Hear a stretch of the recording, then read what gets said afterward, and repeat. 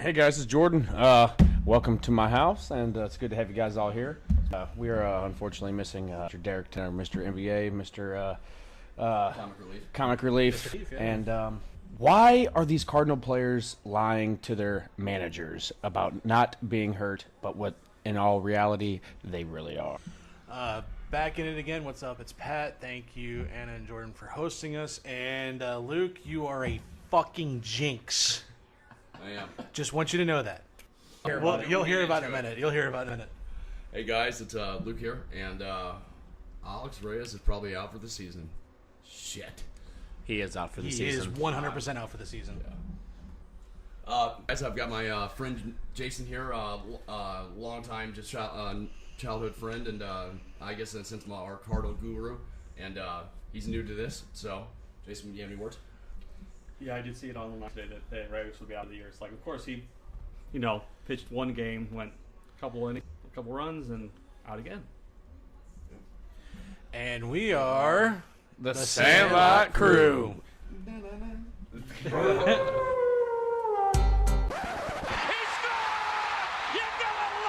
You play ball like a...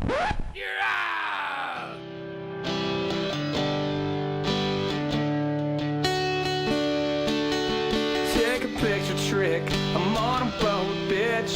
Drinking Santana sham, cause it's so crisp. I got my swim trunks and my flippy floppies. I'm flipping burgers, you and Kinko straight flipping copies. Riding on a dolphin, doing flips and shit. The dolphin's splash. So first things first, by the way, like I said, you fucking jinx. I know. So you know damn well I'm not the only one that did that. no, but you were the first one I saw, How and am I it a was. jinx when we're all getting updates saying Waka's got a known ESPN? But is no, a damn you're not jinx. supposed to talk about it though. It's different for ESPN. So Anna was wondering what happened here. Waka has that no hitter going through 8 innings, and then top of the ninth, leadoff batter, they get a hit, and there goes the no right there. And it not less than 5 minutes before, everybody in the group text message, "We can't talk about it. We can't talk about it." And there it ended 5 minutes later. And Pat went ahead and after the game tagged Waka, me, And said, Danny "You Mac, can and blame- Danny Mac. and Danny Mac. You gotta blame, or he goes, we know who to blame for Waka losing that no. And I sent him a screenshot of the group text. It was pretty funny. Me and Luke were umpiring, and I We're was on getting... opposite fields, and we're hollering at it, and he goes, Ozuna got a grand slam. I go, Waka's got a no in the eighth. Yeah. And he goes, what? And then we both had to stop what we were doing and go back to our games. Yeah, I had And- parents that were like, "Hey, you're not supposed to talk about it." I was like, "Oh, it's okay. We're just doing this." My phone after the next inning, and it was he was out in the ninth. Yeah. After the first But batter. Regardless, it was. Honestly, Matheny should have let him finish that game. Yes, I believe so too. He was at 120 something pitches. I think it was only 111. No, No. it was like Well, 117. It was like up there. Yeah. He had 11 going into the ninth. Yeah. But it's speaking of, how about Michael Waka? I mean, it's Lights out, man. Lights it may have out. taken him 2-3 years, to get back from Tommy John. I don't think he did have Tommy John, did he? Yes, he did. Yeah, I'm positive. After the 14th season, No, because I think it was a shoulder injury. rotator cuff surgery. Yeah, but Okay. it was not Tommy John. Okay. Yeah. So, and here's the thing. This is the second time he's flirted with no. Because the thing was, I know for a fact, I was at that game. First base side, 8 2/3, and they say Cosmo did everything he possibly could to make that out. No, Cosmo is a piece of shit, and he botched that. And this is our Fuck Pete Cosmo. This is our weekly fuck Pete Cosmo segment. We gotta make that a thing.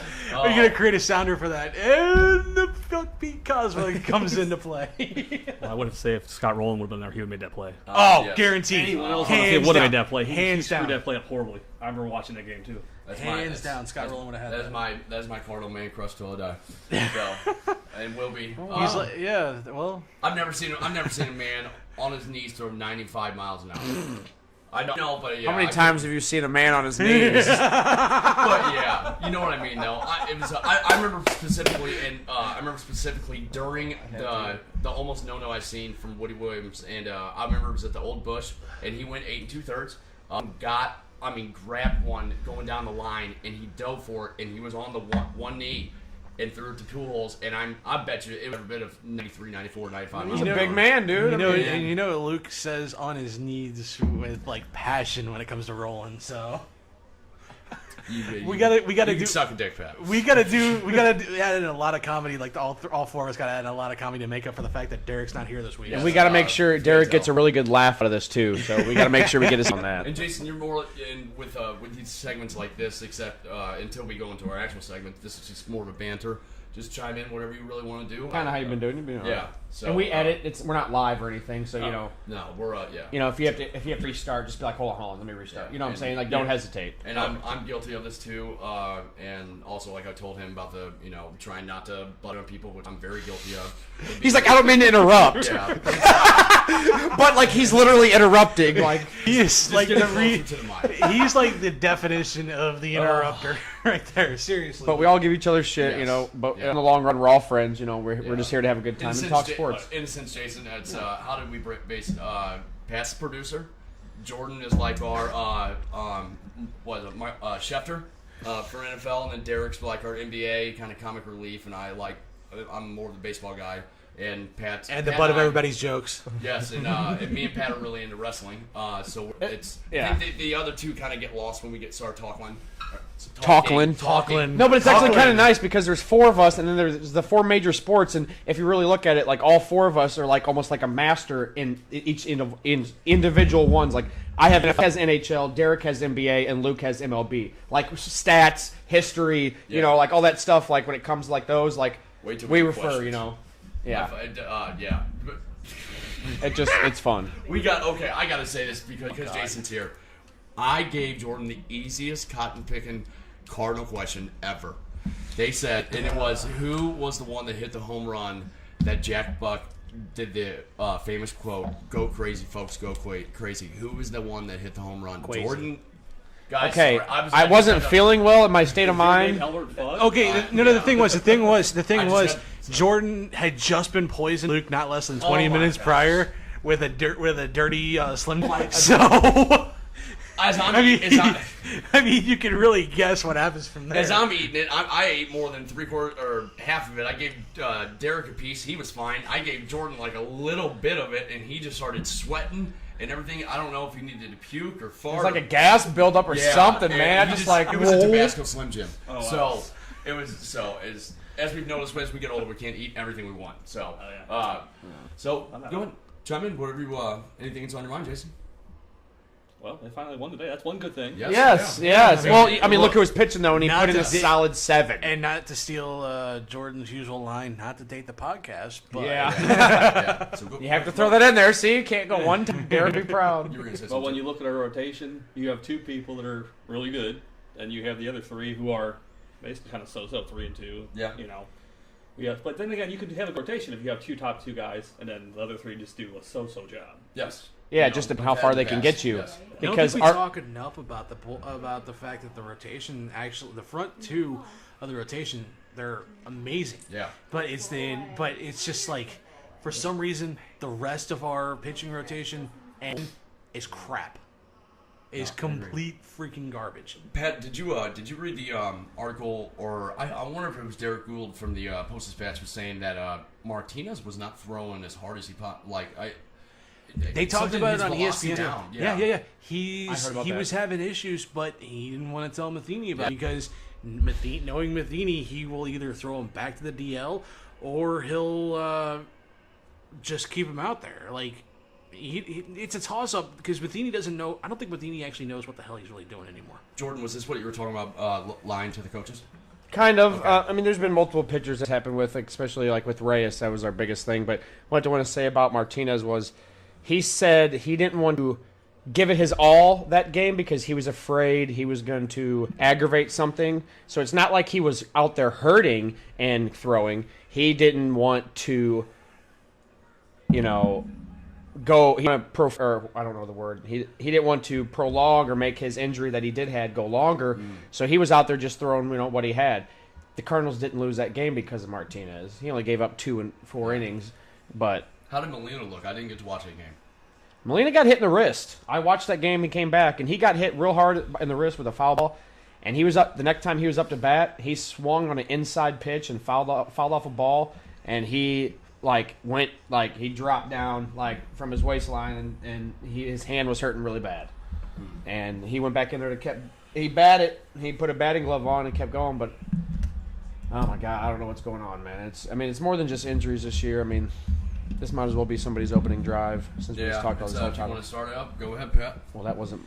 Yeah, I mean, opening drive. We'll throw it out there about Matheny. He was. There was an article from ESPN this morning that says that Matheny is frustrated. He's pissed off at his own players because no one's talking to him and telling him, "Hey, I'm injured. Hey, I'm hurt. I can't go today," and it just kind of brings up to the point. Nobody wants to talk to him. Nobody wants to deal with him. This is saying to the management that nobody trusts Matheny anymore. His own players do not want to talk to him and trust him. So, what the hell? No, I agree, and if you listen to Bernie Miklasz, he is Joe Madden. But man, there seems like a lot of guys that like to play for Joe Madden for a reason. And I don't know if, as like you said, Pat, it's a sign, but maybe he's just not a people person. Maybe he's a good baseball mind, and he would work out. It's just. I think what it has to do with all of his favoritism coming into play. So he's got his boys. He picks his boys, exactly. He picks his boys, and if you're not his boys, which I'm guessing Martinez isn't, and Reyes probably is not either, so that keeps them from wanting to talk to him. I don't think that's it. He's losing control of the team. When your players aren't talking to you and telling you, "Hey, something's up," you're losing control of the team.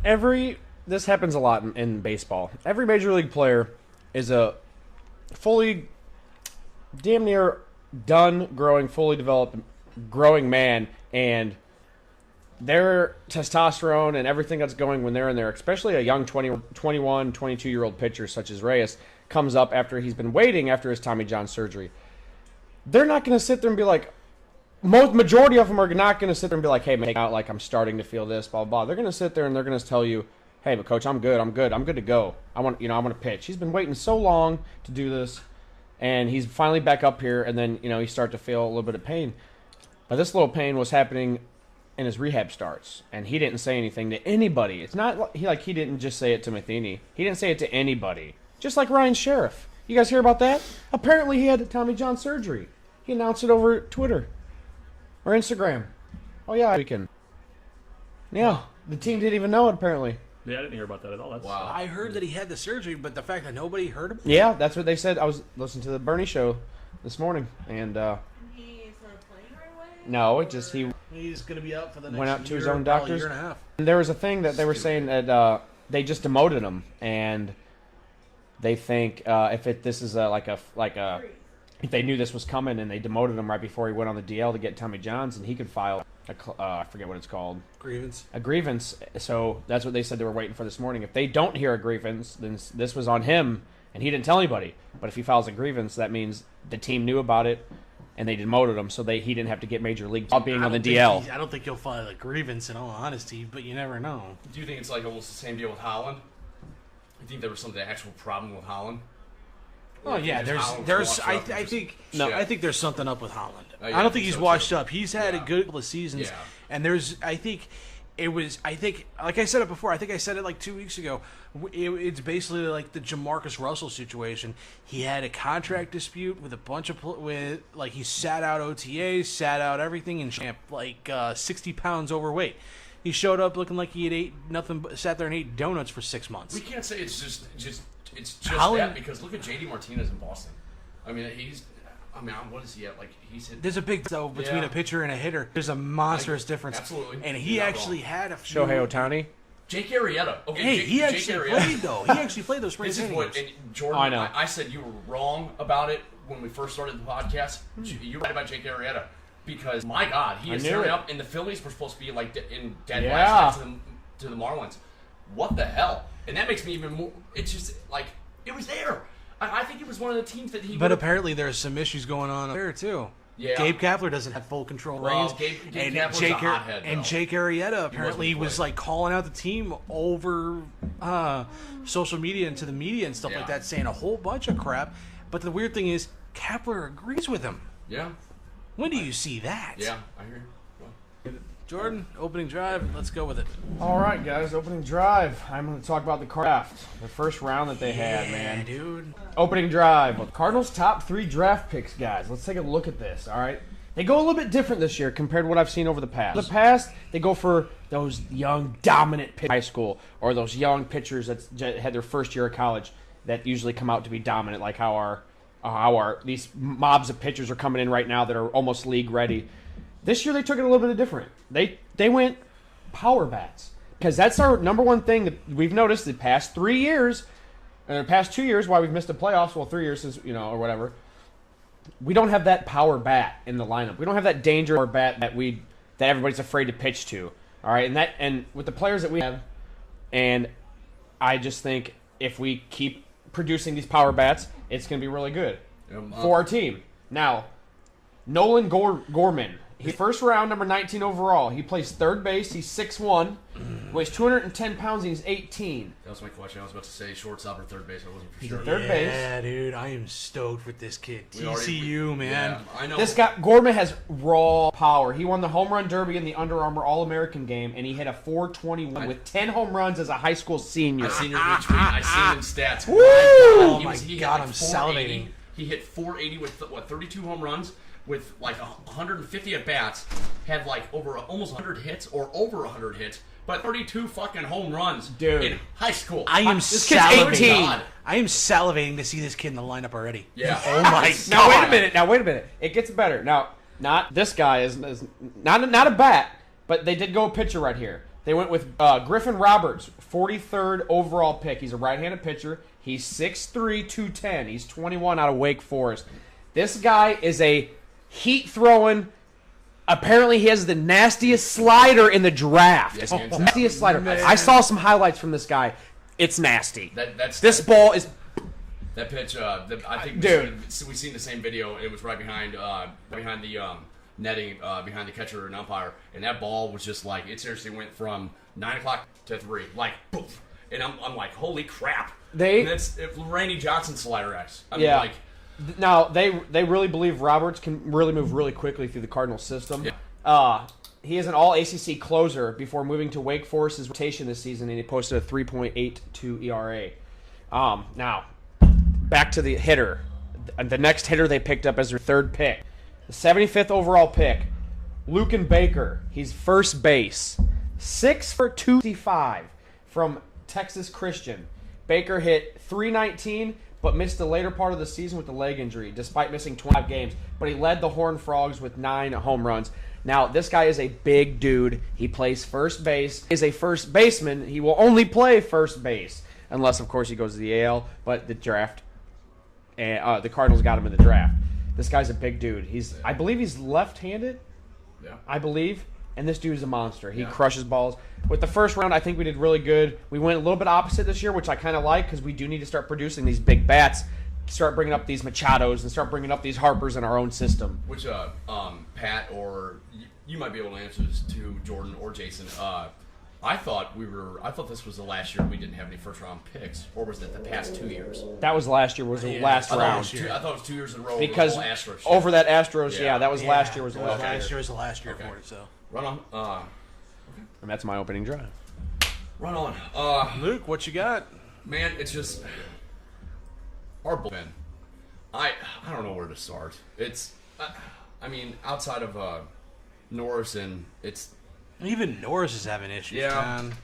He got bailed out by Colton Wong, or no, by Munoz, that walk-off game from last week's podcast. He got bailed out on that one. Yeah, it's just, I mean, you win championships on pitching, and it's solid pitching. Just, it's Jordan Hicks is fun to watch. It is, but some of them high heat fastballs are not for strikes. No. And some of he hasn't been as accurate as we've led to believe. Yeah. They brought him in. When they brought him up, they were just like, oh God, It's the second coming of Greg Maddux almost. He can throw heat, he can get off speed, and he can hit the corners, and he can hit down the middle, and they can't even touch it. But so far, we haven't seen that fully yet. We've seen bits and pieces of it. Like, he'll come out one game, he'll throw 103, 102, and get a couple of strikeouts and look great. And the next game he comes in, he can't find the strike zone and walks 4 guys. I find it funny that us Cardinal fans, it's Hicks just threw 103. Okay, we've seen him hit 105. It's it's no big deal to us no now. Big deal. It's like but it's just outside. We need. I don't know. Mike Madden, hell, it's just a fact of if we're watching. We have our top 2 starters, and it's like, we got Lions and I know Flaherty starts, but it's just kind of like it's. I don't know. I think we got a lot of potential up with the team. I think they brought in Austin Gommers way too early. Yeah. Because he had that, 13 or 14 strikeouts in that complete game? Yeah. And then brought him up, and now the last 2 outings he's been shelled. He did great the first time out. He went 3 innings. But since then, he's barely gone an inning and given up 4 runs every single inning. Same with that other I forget Gillette or whatever. Gillette or something like they already that. sent him down for him. Oh yeah, because he got lit up with his first too 2 early. outings, too. It's too early. They got a lot of Yeah, improvements. and I think, to your credit, to your point, you're right. Maddox is doing a hell of a job, but he's got one big issue: Matheny. Agreed. You fire Matheny, and you get somebody else in there, or hell, let Max, or even Wait for it. I was about to say, Kendo. No, I was gonna say a petition, man. Just bring Stubby Clap up and just see what they do. I wouldn't bring Clap up just yet, but you let Maddox take over, or you let Okendo take over, and I guarantee you, half the losses we have right now would be probably erased. See, I think it's more with Maddox is that it's I feel like I think he likes that Duncan role.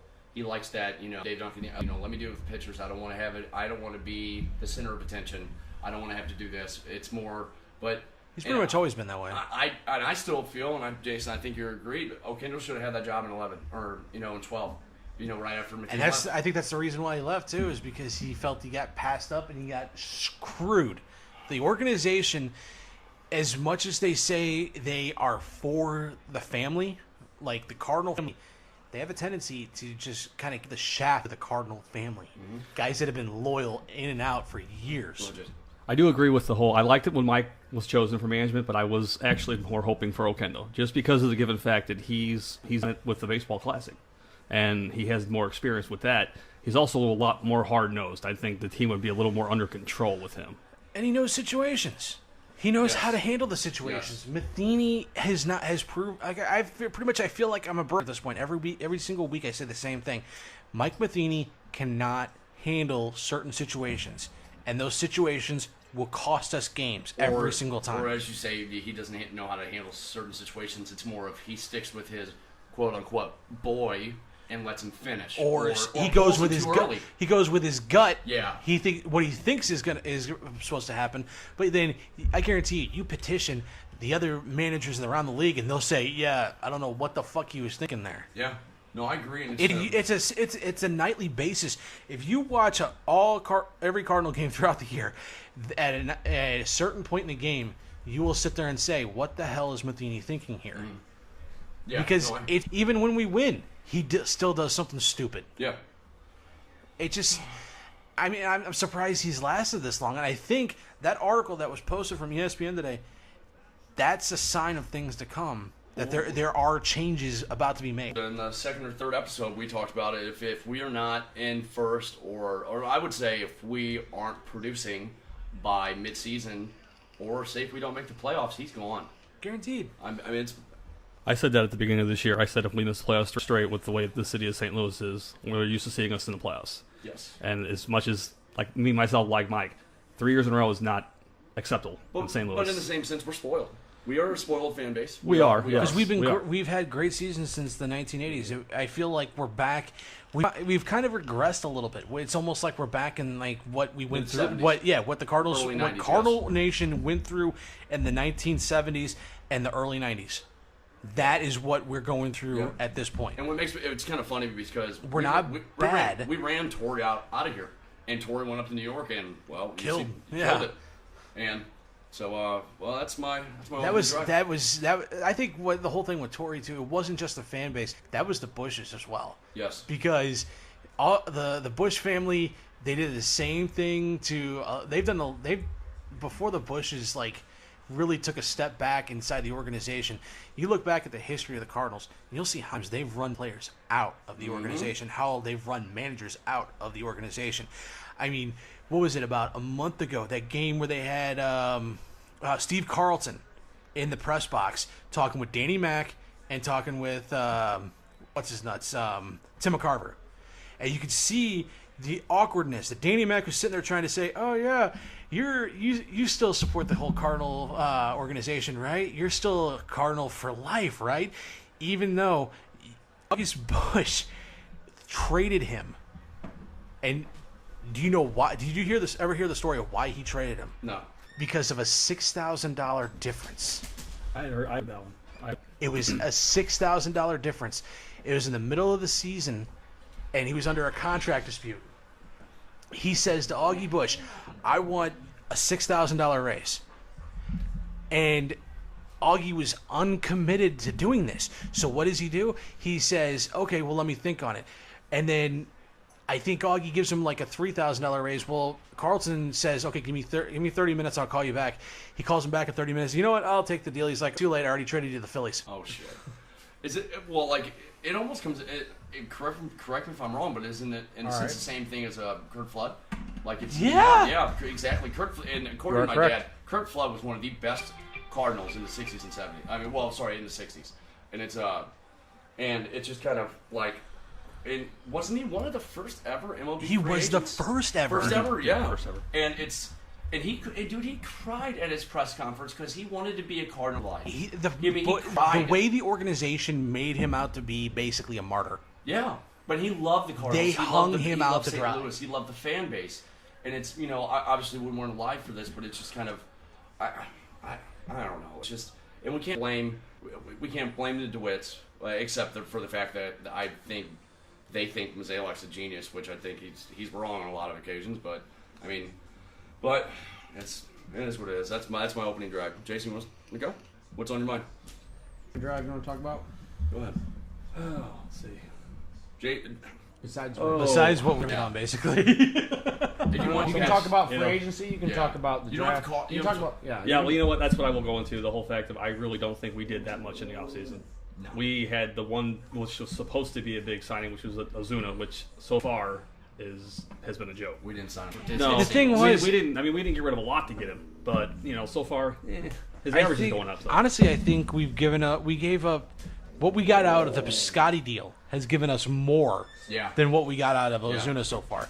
Granted, it's early. Well, I mean, technically, it's not really early, but then again, not everybody starts out the best same way. Matt Holliday, you're a Matt Holliday fan, Luke. You know all about how Holliday was. He didn't start out great. He started out probably hitting around 220 the first 2 months of the season. Now, hold on. When we got him mid-season, he tore it up. Now, When the he came, beginning of that next season, he did start off slow. Yes. every year since then, though, but he would always hit around 220, 240, and then once June and July hit, just started leaving the bat and was finding empty spots and then finding the stands. I mean, come on. You also got to understand why Ozuna had a career year last year. Do you know why he had a career year last year? Can I say it? Can I say it?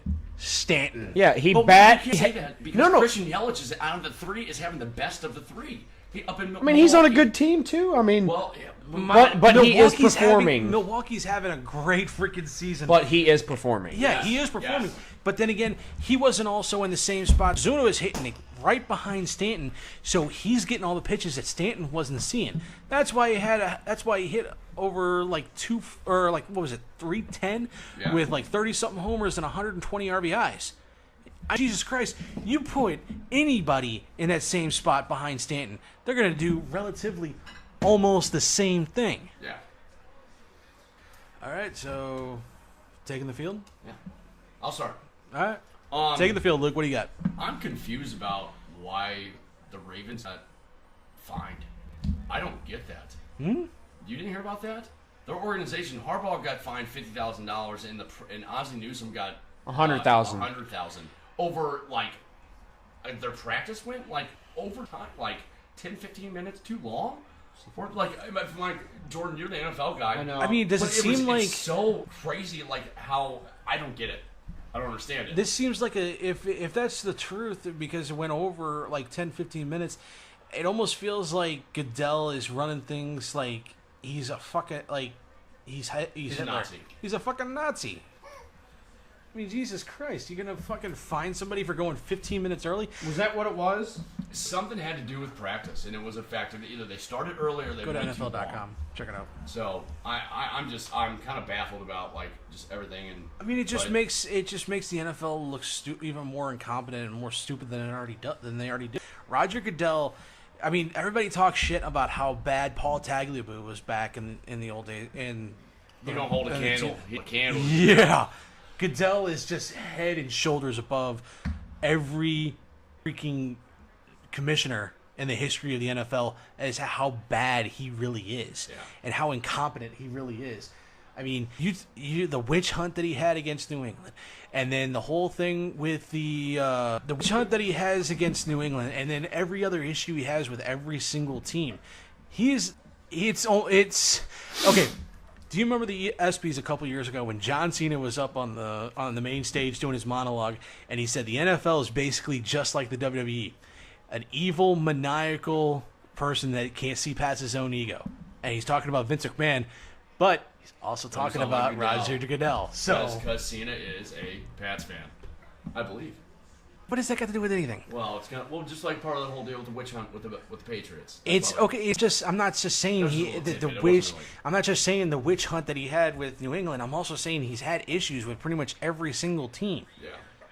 Yeah. Oh, and add into my to the segment, but do you see what Reggie Bush is suing the city of St. Louis on top of the Rams organization? Yeah, and that means Kevin Demoff has to come back into town. Oh, the professional liar, as he's called, Kevin Demoff. I love that. I love that. That was so cool. That whenever they did that, whenever they were leaving, and was it Fox 2 or Channel 4? Fox 2. Professional. He goes Kevin Demoff, professional liar. Yeah, that's awesome. Because he was a professional liar, but then again, so is Roger Goodell. Basically, what I just got out of that is just that they were being too aggressive at practice. I think running too many. I don't know. It just said that they were too aggressive, and as a penalty, Harbaugh is getting fined $50,000. The club is being fined $100,000, and the owner is being fined amount that has not been released. Yeah, and they are also losing 2 OTA days. Yeah. The whole team and everything. I mean, I can understand why they're losing. They're kind of getting fined, but at the same time, why fine that much? Jesus Christ. It's early in the season. I mean, you're supposed to go hard hitting for another 2 months, if that. So why fine them that much? Why fine $50,000 for Harbaugh, who's probably the least paid player on the damn team anyway?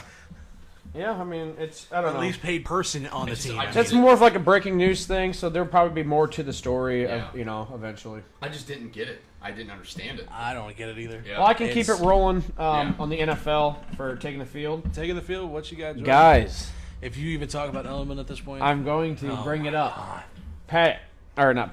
Lucas. Julian Edelman is possibly facing a 4-game suspension for illegal PED use. I have not seen this story, but elaborate.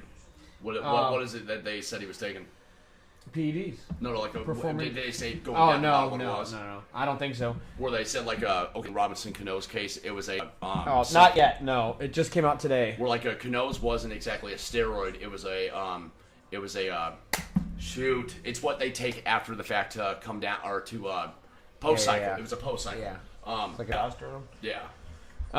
But yeah, that's. I mean, they didn't have Edelman all last year. He was out with an injury. I don't know what to think about this. I guess we'll just have to see what it comes down to. He's obviously sent for an appeal right away, so he is appealing it. It's probably he was taking the off season, just some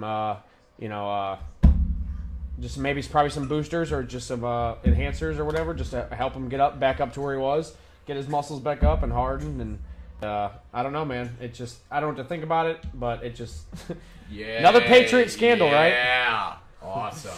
To keep it in the NFL, did you guys hear about Terrell Owens? Yes. He's not going to show up to his own Hall of Fame Okay, thing? yeah. Come on. No, I thought you were talking about him trying to have a comeback. No, no, too old. I see T.O. that. says he's not going to the Hall. He's not Here, going to I show got up to his you. Hall of Fame thing. I got quotes right here. T.O. I'm so grateful for all my support, for all the support from my family, friends, and certainly my fans have shown me throughout my entire career in the National Football League. When it was announced that I was going to be inducted into the Pro Football Hall of Fame, the response received from my fans, I'm truly humbled. I am honored to be inducted among this group of fellow inductee individuals. While I'm incredibly appreciative of this opportunity, I have made the decision to publicly decline my invitation to attend the induction ceremony in Canton. I have already shared this information with the Hall. After visiting Canton earlier this year, I came to the realization that I wish to celebrate what will be one of the most memorable days of my life elsewhere. At a later date, I will announce where and when I will celebrate my induction. What do you think of that? Why is T.O. doing this? Is this one of the reasons why he wasn't a first ballot? It's T.O. being T.O. Like, would you expect anything less after everything that he pulled in his entire NFL career? From the popcorn thing, from crying for the criticism of Tony Romo, from pulling out a Sharpie, pulling out the Sharpie, from doing the whole stomping on the star thing in Dallas. That was awesome.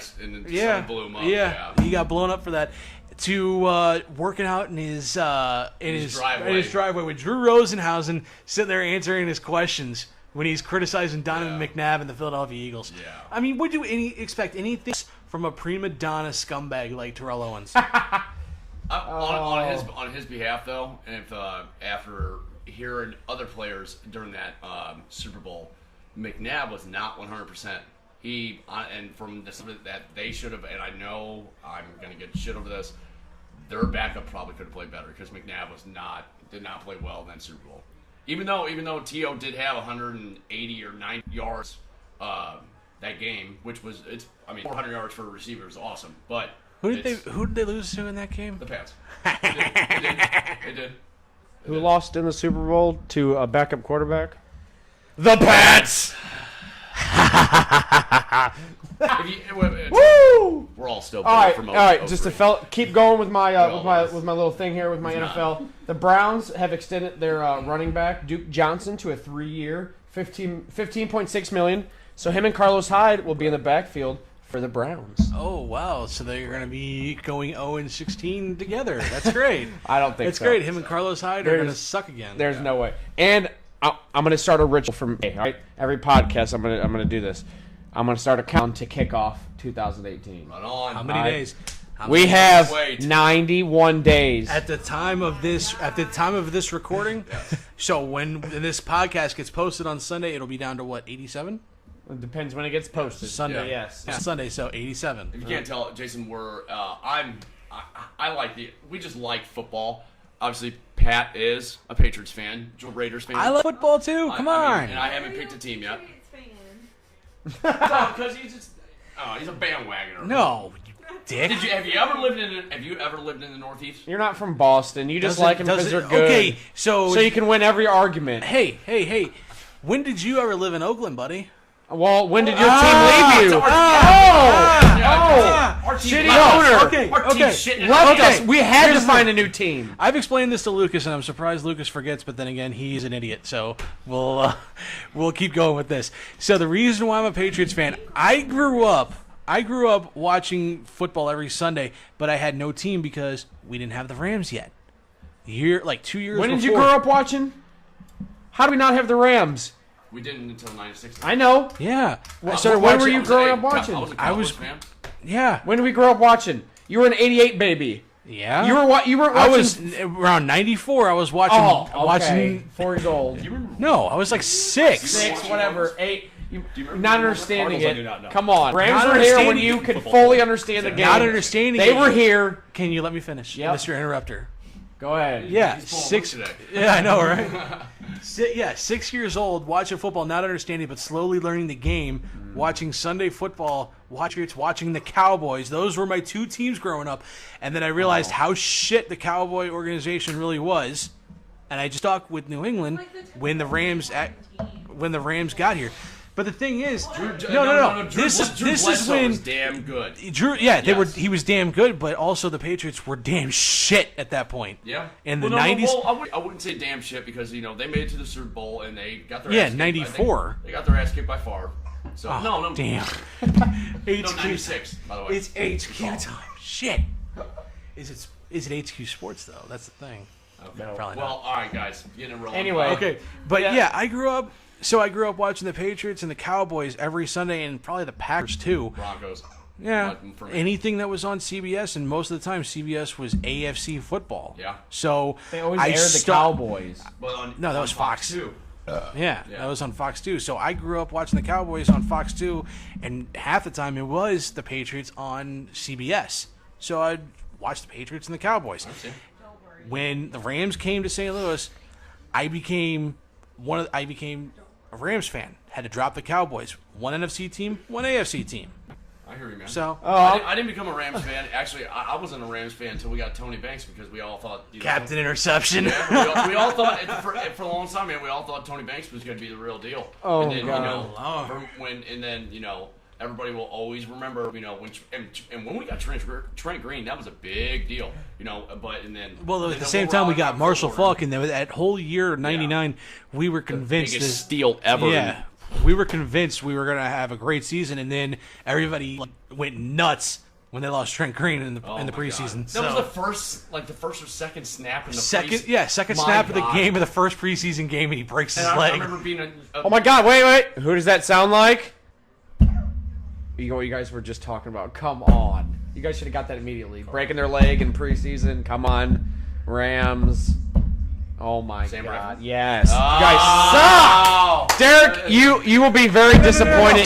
You kind of left a window there, like we're like The what are we talking breaking about? legs. Hey, no. That's We're talking about breaking legs. Sam Bradford blew his knee out every single time. know, but it's part of your leg. There's a big difference. I If we were know. talking about robbing a city blind, then we're going to talk about Sam Bradford. Yeah, that's So, the only but- time you mention Sam Bradford Yeah. is for someone to show up, get paid $20 million to carry the clipboard when they get hurt. And it's funny. Who was it? Ian Rappaport was talking about. They were talking about the 32 draft picks of this past draft and how everything's going. They're talking about Josh Rosen is on the right track, as of schedule. And he said in quotations, he goes, "When Rosen gets the chance," in quotations, when Bradford gets hurt. And I'm just like, oh my God, that was awesome. Stating that, though, Bradford looks like he's going into the season as the starter. Well, Yes. yeah, Well, he they has all to. are. All I four of them. think Mayfield's not going to start.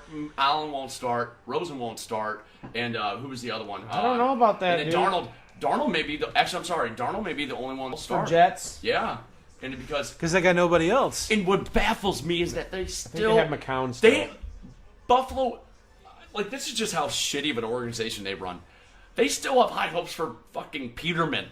Is that their quarterback? No. Tyrod's- McCarron. Karen, yeah, that's right. Which Agent McCarron, he's in that window. He's been waiting to kind of bust out and get away from Andy Dalton. But sorry to kind of cut you guys off, but I think Jason kind of have to get rolling. The one thing he needs, one thing we want to talk about. So, go ahead, Jason. No, sorry. I just wanted to throw in. I was over here dying of laughter, but Anna was over here talking to my son Justin and whispering in his ear and was like, "Don't worry, son. You will never be a Patriots fan." I was just rolling. But anyway, yeah. Go ahead. I just had to throw out the in memoriam thing for Ray Chandies, who passed away last night at 95 years old. He actually was the oldest living Hall of Famer.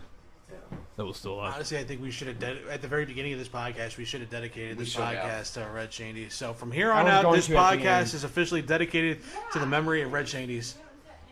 Well, and Jason, you probably can agree. It's just even I don't know if it was this past year, but I know for a fact last year, it's one of the first people out there in spring training would be Red Shandy's with a fungo, and that's just that's sad. I mean, it's those guys in the red jackets, like they are just living, walking, talking legends in St. Louis. And I don't know, Red was always just kind of, which is always a staple here in St. Louis. He was just he was a great guy. I mean, he would stop and sign anybody's anything if it, you asked him, and hell, I mean, he'd probably buy you a beer. There's when up at KMOX in 188, when you first walk into the corridors and go hallway, there's a photo, like a collage photo for KMOX with Cardinals baseball all over it, and there's a close-up shot of Red Shandy's autograph as he's signing it onto a bat. Damn. I just thought that was the coolest thing. It's there, and like even with like kind of like Stan, there's a lot of we've had a lot of Cardinal greats where some can be just assholes or jerks and everything, but you never ever heard anything bad about Stan or. Just curious. But yeah, man, I just appreciate you coming out, man. It was fun to have you. Nice. You can come by anytime, if you got like an hour or so, and we're doing our stuff. If you just want to swing on by, you got something you really want to talk about. And it's you kind of I'm not gonna lie, you kind of let me down. I figured you'd be a little hot-headed about the Cardinals and just kind of. And I want you guys to understand, Jason doesn't have any brothers or sisters, and he's got the most incredible Cardinal and just baseball collection I've ever fucking seen in my entire life. Nice. I'm talking Jordan. He's got a room this size in his basement, 2 separate rooms, full of just collect. Like my stuff is like a fraction of what he's got. Yeah. And I told him, I go, if you make a will, I want to be a part of it. I'm being dead serious. He's already trying to put me in the grave, man. Yeah, I know. And he's also the one. Jason's the one that got me or got Jackson nice. That Scott Okay, Ball. yeah, Scott Ball real close. I know exactly what he's talking about. And the Wish Upon a Star. Yeah. With that drawing in Jackson's room, and something else. The Whitey Ford. That's Whitey Ford, which I really appreciate, all 3. And I'll tell you what, it was the cutest damn thing in the world the other day. This was really, really cool. Aver asked Jackson, she goes, "Who's your favorite Cardinal?" And he goes, "Scott Rowland." And I'm like, Crazy. "Oh my God!" I'm like, Yeah. Any final words though, man? Anything to say or? Well, hopefully, it's getting to the heat of summer, so hopefully Cardinals start turning it around. Yeah. What they typically tend to do every year, it just, first couple months they kind of. I've always told people, you have you're going to end with 90, which is a pretty good shot at getting in the playoffs. So they're doing that. They're keeping within 4 or 5 games. So hopefully things will turn around for them. And the Brewers and the Pirates always seem to fall off, and But they're a different team this year. The Pirates and the Brewers, man. The Brewers look pretty deadly. Especially in Milwaukee. I will not, and you're not wrong, Jordan, at all, because they're a damn good team. Yeah, and they can runs. hit. Yes, and they're missing Thames. Yeah, he's not even and he's a dangerous lefty. Yeah, and I believe Ryan Braun is having a decent season, but he's not, obviously Playing clean. Playing clean, yes. Which he's pinch hitting a lot. And I even hate to say that I defended him because Braun, the way he plays the game, it's just I always thought it was just incredible. And then, you lose all credibility, even though I think some of these guys will get in the Hall of Fame. It's McGuire anymore ballot, because it's been too many years. Bonds will get in, Clemens will get in, but which would be a shame to be truthful. Well, yeah, since McGuire's not getting for his number. Right. I think it's a shame is Bonds would have got in without the steroids. He would have. Would he have hit that many home runs with the steroids? No, but he would have definitely hit 500 to 600. I don't know about 500 or 600. He probably would have hit like 300 to 400, but he would have gotten way more stolen bases than what he did. Yes, I agree. Yeah, so he probably still would have got in either without. I think so too. He'd have been like one of the only what do you have? Kind of like one of those Jim Thome, Frank Thomas type guys, but a much more athletic. Yeah. Would have been like a Ricky Henderson type, basically. The only thing the only bad part about Bonds' game after a while was the fact that he just didn't have an arm. No, and his attitude. His attitude was the worst. A prick. Yeah. He didn't get. What's it? Did he sign with San Francisco? Or did he?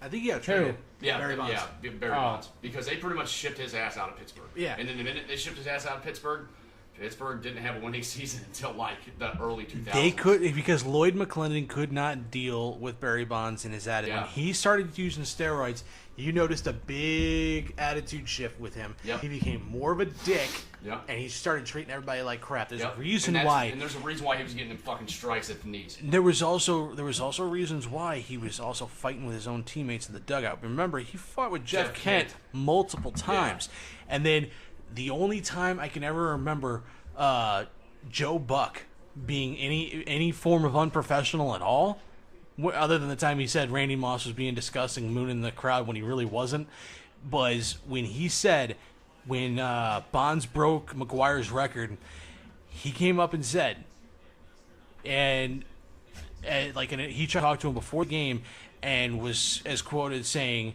"Oh, hey, Joe Buck's here to talk to you," and Bonds just said, "Oh, okay," and Buck came back and said, "Don't mind me if I say, oh, okay, if he breaks the record tonight, and I'm here." Damn, that's crazy. Yeah. And it's like Joe Buck, and I mean, there's a lot of people. Honestly, outside of St. Louis, a lot of people like. I remember them tweets or Facebook posts, and people would share about how they're like, "Oh, we don't want Joe Buck, calling our game and stuff and everything." And I think it had a lot to do with when the Royals won the World Series and stuff. And it's like, dude, I mean, Joe Buck's up there with Bob Costas. You kind of, he's got that credibility. I don't know. I don't know if he's Bob Costas isn't his own league. So, but I don't know. It's man, I don't know. It's just a lot of these players, what was it? Was it Kenny Dykstra? They got caught New York.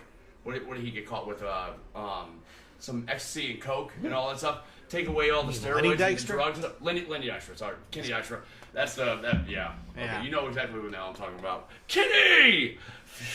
We are the Spirit Squad. All right, we're gonna take a break after that. All right, coming back to it. So we're still on taking the field.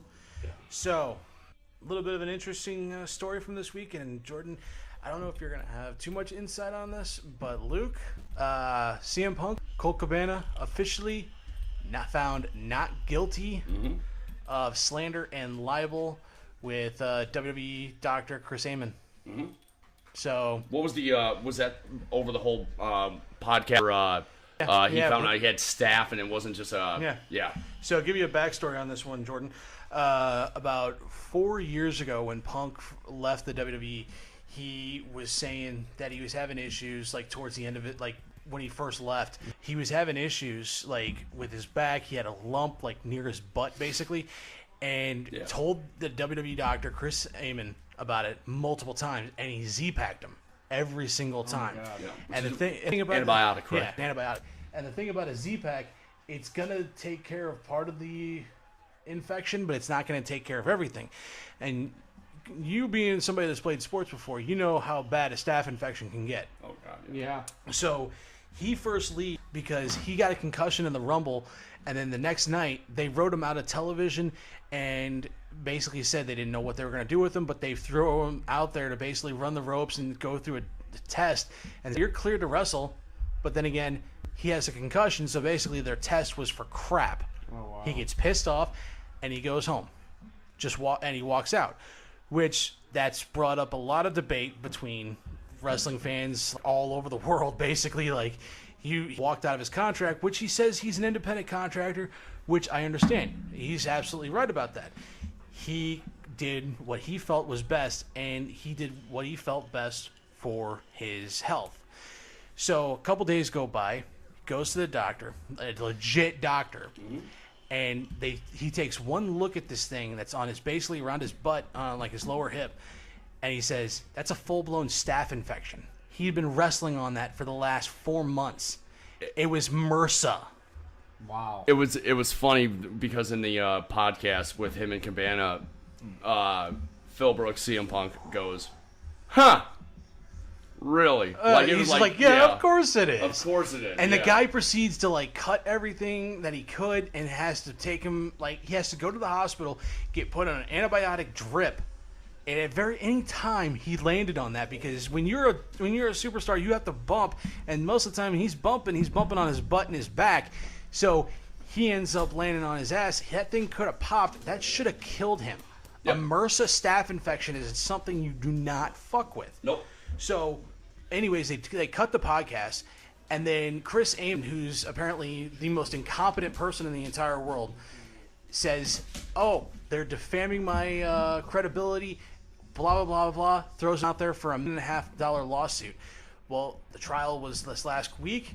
Apparently broke down and started crying on the stand when he was talking about what happened and how much pain he was in, and how Amon just kept on Z-packing him. Here's an interesting tidbit. Basically, Amon says he broke HIPAA laws for a doctor. That was the nail in the coffin, apparently, for him. That basically screwed his case. Yep. So now, and the thing is, too, it's even crazy. Punk going through all this, he's got a fight on Saturday. Yep. UFC 225. Yep. Which is hilarious. Which I don't want to cut to where we're going with the story. When do you think he'll get knocked first, second round? I think this might be his chance at winning this time. You can be a tough guy, you can be a hard ass and everything, but these guys do this for a living. Yeah, not saying CM Punk doesn't, but he's not an MMA. It's something he's wanted to do for years. He's said it multiple times. Yeah. He's always wanted to do something like this. And with him leaving WWE, it finally gave him the opportunity and gave him the chance to do it. And hats off to him for taking that initiative and doing it. I mean, Jesus Christ, we talk about all the time about the chances we never took. We talk about all the time that we could have took it, and all the times we could have done something, but we never did. But Punk did it. And he actually got in the octagon. He took his lickings in his first fight against Mickey Gall, and he's probably going to take his lickings in his second fight. Yeah. Do I think he should go back to WWE? Probably not. But I would love to see him at the All In show in September. What was correct me if I'm wrong, the ENC podcast with Cody Rhodes, was it the comment or was it a tweet that he said that about the promoter when he was talking, and he said Phil, and he goes, we don't want you, and obviously he don't want you. Quit calling New Japan. Was that a work, or do you think that was just did you hear about that? I don't know. Do you know what I'm heard talking about? Mm-hmm. Okay. All right. I don't know if it was work or not, but it's possible. It's with wrestling nowadays. It's kind of and what there are times it blurs. There's a lot of times where they blur the reality, whether it's fake or it's not fake, but it's a work or it's a shoot. You can never tell sometimes, especially when it comes to the independent scene. I mean, you get guys getting thrown out of like certain factions and stuff like that. Then the reasoning behind it is because they're leaving for another promotion. Yeah. I mean, that's why Adam Cole got thrown out of the Bullet Club. Yep. And apparently he had a lot of heat with Kenny because he was wanting to leave. Mm-hmm. AJ had the same situation. You notice they had more respect for Gallows and Anderson than they did for AJ.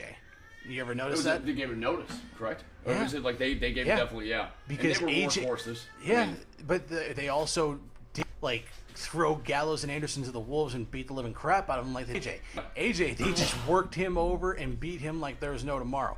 That shows a sign of respect that they had for Gallows and Anderson, but didn't have it for Styles. Yeah, it's and at the same time, I feel like with Gallows especially, he felt like, I think I would too.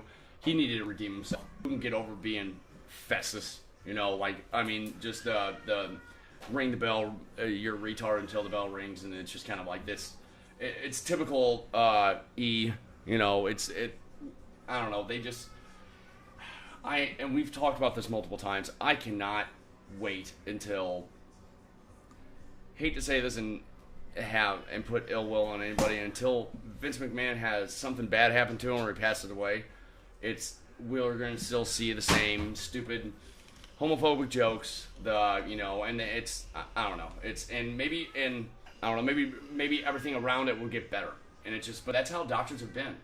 They couldn't, even though CM Punk was their biggest draw, and they kept pumping him with Z-Packs, and he came. There's something wrong. It's not. What was it? What exactly did they say it was or thought it was? Not the real doctor, but what did they kept on saying? Oh, they kept on saying it was a fatty deposit. Yeah. It was a zit, that kind of stuff.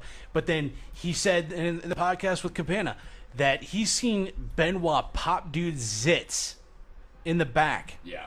He's seen Eamon pop guys' stuff all the time, like cut open their back and like cut these things off of them every single night, and they still went out and fought. Yeah. And still went out and took bumps. Yeah. And it's amazing that something like that happened. He's going out there with a MRSA staph infection on his lower back and his ass, and he's taking bumps and falling on his back, almost to the point where this thing could burst. That should have killed him. For the fact, like he said, the last 4 months he was with the company, he's wrestling staph infection on his back. Yeah. That's insane. That's not healthy.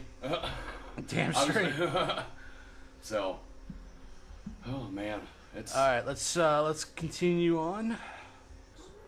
Man, I'm surprised none of you guys brought it up with the whole Trump uninviting the Eagles to the White House, which in America or in the NFL, the Eagles were like the most generous, most non-political. Nobody kneeled. Nobody, on that team. I think even and Malcolm Jenkins put out like a letter, and the most well-written. I don't know, maybe he had somebody do it, or maybe, somebody, because a lot of these guys are, college grads, have bachelors, and sometimes masters, if not doctorates, and it's, in Jordan, it's obviously me and Jordan are, this is Republicans. Okay. Stupidest thing I've seen on the fucking internet. It's just. The thing, yeah, and here's the thing. What Malcolm Jenkins wrote, the fact that no one is listening, it makes sense. Yeah. People are missing, because it also makes sense that no one's listening and missing the point of why they are protesting. Yeah. Everybody says, oh, this is a whole military thing. You're protesting this. No, they're not protesting the troops. They're protesting what's happening with the killings that police are doing. The killing of Michael Brown, the killing of Philando Castile. All the killings that have happened by police on black individuals, that's what they're protesting. Young black men and women, and that's the stuff that's happening. That's why they're protesting. It has nothing to do with the military. It has nothing to do with the flag.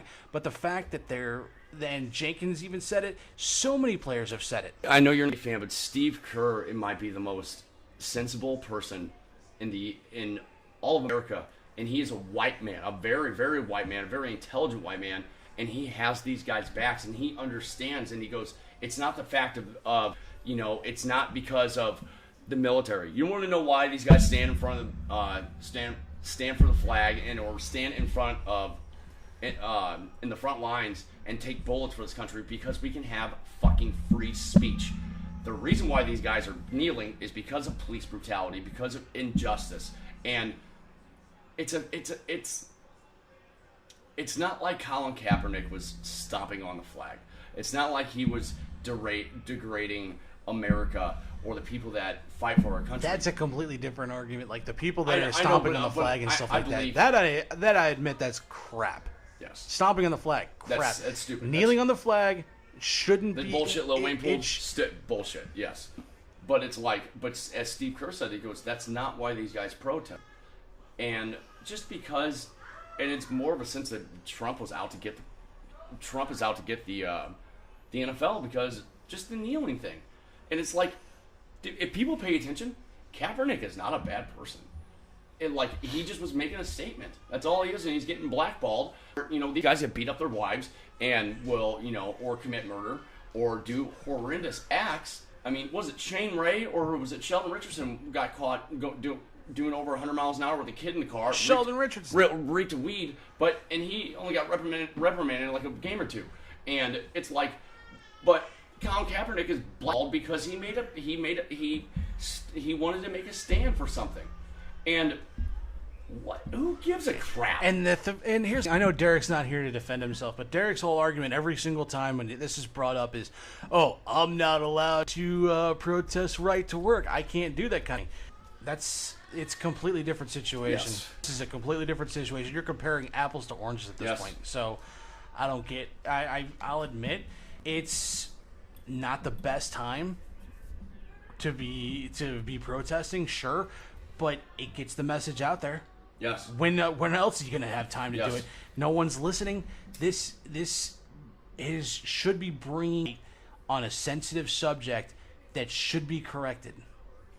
Yep. But instead, it's getting brought into something else to the point where people are taking it to a whole different level and turning it into something it's not about. Yep. That's what this whole thing's been since day one. They're saying you're disrespecting the flag. Jordan, I mean, you've been really quiet in this entire segment. I'm listening. You I'm got just to waiting for one of you guys to, Well, no, go ahead, Jordan. Go No, ahead. it's there's so many different levels to talk about this. There's so many ways and angles to approach this. Nobody understood why Colin Kaepernick took the kneel at first. Nobody understood why. And there was this video of this Army Ranger or whatever that told him to take a kneel to represent, what in his beliefs.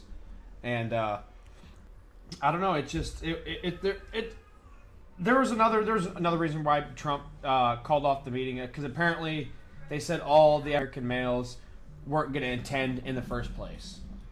Apparently, that's what I heard. That's what I read. So he was just like, okay, like he heard that, and he was like, fine. Then it's just a big subject. It's just a big ordeal. I hate this kind of stuff up because some of us, we all have different views, and Yes. it shouldn't be. And then we should have to bring this up. And, Here's the shit thing too with Fox News. What they did with Zach Ertz. Yeah. I know exactly what They you're tried talking about, using Zach Ertz, him praying before the game, as saying, "Oh, he's kneeling." No, he's praying before the game, praying with teammates, praying with people from Ray the other Lewis team. did the same thing. He'd be down there on his knees while during the shit's going, and he'd be talking and looking up to the sky, and yeah, I mean, And like we said before in the other podcast, it's that these guys weren't even coming out for the national anthem until 2009, 10. yeah, And it's something like that, yeah. And then instead of doing what they're doing to enforce their rules, apparently they changed it back and just left the guys in the locker room. Yes. You're bringing your protest to another business that is yours. Yes. Yeah, you work for this business. You're a part of this business. You make this business, but you don't own or run the business. You Yep. don't have say in this business. You have to do what you're told. If you don't do what you're told, there could be consequences. And we talked about it a few weeks ago. Basically, the Jets owner saying that, hey, he'll pay the fines for his entire Yep. team if they are out there. If they want us, pay fines. And Yep. it doesn't matter to him. I guess that was our political stance for the night, basically. You guys want to do coolest thing we've seen on the internet now? It's fine. All right. Jordan, what you got? Well, it's just I follow a lot of sports pages on online, social media, Twitter and Facebook, a lot of sports places. Coolest thing I saw this week, the 2008 United States men's Olympic basketball team. That team was amazing to watch. They went 8-0 in the Olympics. I believe they averaged about 106 points a game. I think it was more than that, honestly. But you had a team of Carmelo Anthony, Carlos Boozer, Chris Bosh, Kobe Bryant, Dwight Howard, LeBron James, Jason Kidd, Chris Paul, and Dwayne Wade. Like, you're not losing a game. Nobody could touch them in the Olympics, and I watched the highlights. It was just like an all-star game all over again. They just all the best players in the NBA came together, besides the guys that were from different countries, but our main guys. But yeah, anyway, that team was unreal, unbeatable, the best basketball team I've ever seen in my life. It was unbeatable. They got, like I said, they went 8-0. They got first place in the finals. Obviously, they won the gold medal, and they're just unbeatable. That highlight film was the best thing I've seen on the internet this week. All right, I'll go real quick. The coolest thing I've seen on the internet this week, so I guess we're going to do back-to-back wrestling spots. So Daniel Bryan's contract comes up in September. He has been cleared to wrestle yet again. And remember, he had like 5 known concussions in like a 2-year period, and that was part of the reason why he had to retire. And also because he was having like seizures and whatnot, so he was having like a lot of issues like with post-concussion syndrome, right? Well, he's cleared full-time to wrestle again. Like I said, his contract expires in September. He has talked about in the past couple of months before he got cleared what he was going to do. He was like in full not give a crap mode to the point where he was like pissing the office off on a daily basis with some of the stuff he would post on social media, some of the stuff that he would say when he was the SmackDown general manager. He was talking about going back to New Japan, talking about going to and start wrestling again. Talking about Daniel Bryan? Yeah, Yeah. after his contract expired. Now he's able to wrestle again. So they got pretty much 3 months to get the contract going, or else he'll show up at all. This is apparently, like, according to like WrestleZone and a couple other websites, what he wants in his contract. His new contract, if he resigns. He's pulling a WCW move a little bit. He's pulling a Hulk Hogan move. Well, I was gonna say Hall Nash Hogan. He wants reasonable creative control over his character. Yep. Reasonable creative control. Now, the only person to really ever get creative control in WWE, Hulk Hogan. I was gonna say Bart. Oh, Bret Hart had it in that. Remember that 20-year contract? Okay, Yeah, yeah, but that's true, yes. but that's why Yes. he didn't sign it, though. That's Yes. why Vince didn't agree to it. Yep. But he's calling for creative control in his new contract, and he won one match with Brock Lesnar. Wait, okay, Pat. No, you're a booker. How in the hell do you book that? How the hell do you not book? No, I'm saying how do you book? Like how what? They how do book. you go? Okay, here's the thing. They booked AJ with Brock before, so it's I mean, granted, Different athlete. It's a different athlete, but they're basically the same athlete. Brock or Daniel Bryan's. He's a lot smaller guy, but he's fought bigger dudes. He's fought Undertaker. He's fought Batista. His like third match in the WWE was against Batista. Yeah. It's not like he's never fought dudes this big. I think, in all honesty, Brock hasn't lost a match in a while. Out of his 5 matches in his last 3 years, the last match that he lost was against Goldberg. Yep. Honestly, you book it where you kind of do like the old school Honor the Giant type. Yeah. He gets in a lot of offense, but Brock's going over. Yeah. I give it to him. There's a reason why he is one of the best wrestlers in the world. He is one of the most over wrestlers in the world, and they signed him for a contract for a reason a number of years ago. Damn it. Wrong team. They are salivating. We knew Vegas was going to get. They are salivating the fact that they were able to bring him back. Yeah, he's if not one of the most overs in the entire world. How do you not want to sign that deal? Yeah. Give him what he wants, because you're not gonna have him, or you're not gonna have Roman Reigns ever be the face of the company, to be the top baby face. Daniel Bryan will forever be the top baby face, no matter what they do to him. Yes.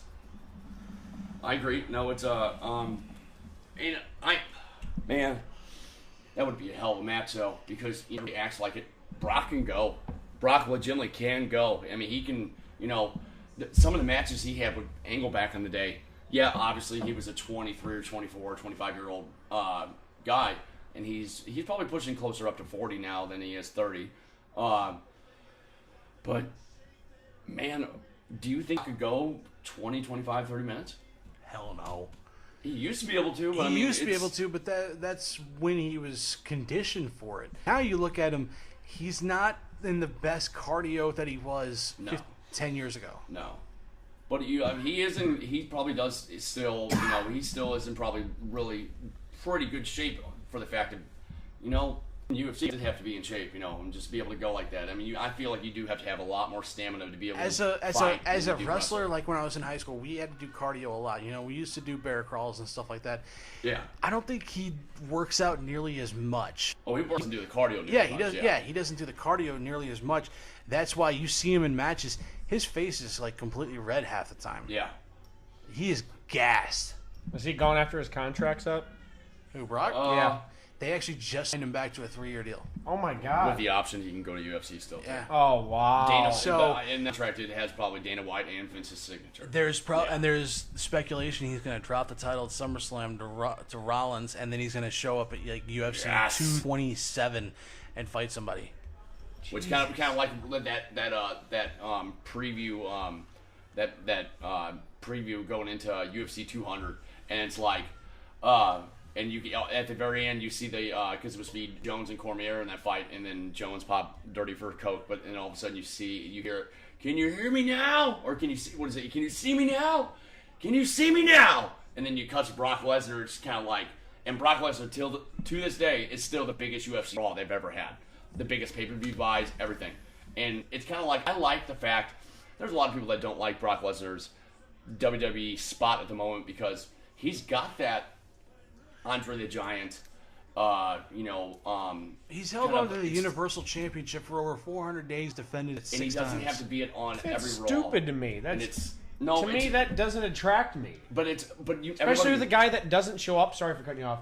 But like the whole Roman Reigns thing when he was like watching it, he was you never show up. I'm here all the time, no matter what. You only make random appearance when you have to fight. You're not here for work every day. Blah blah blah.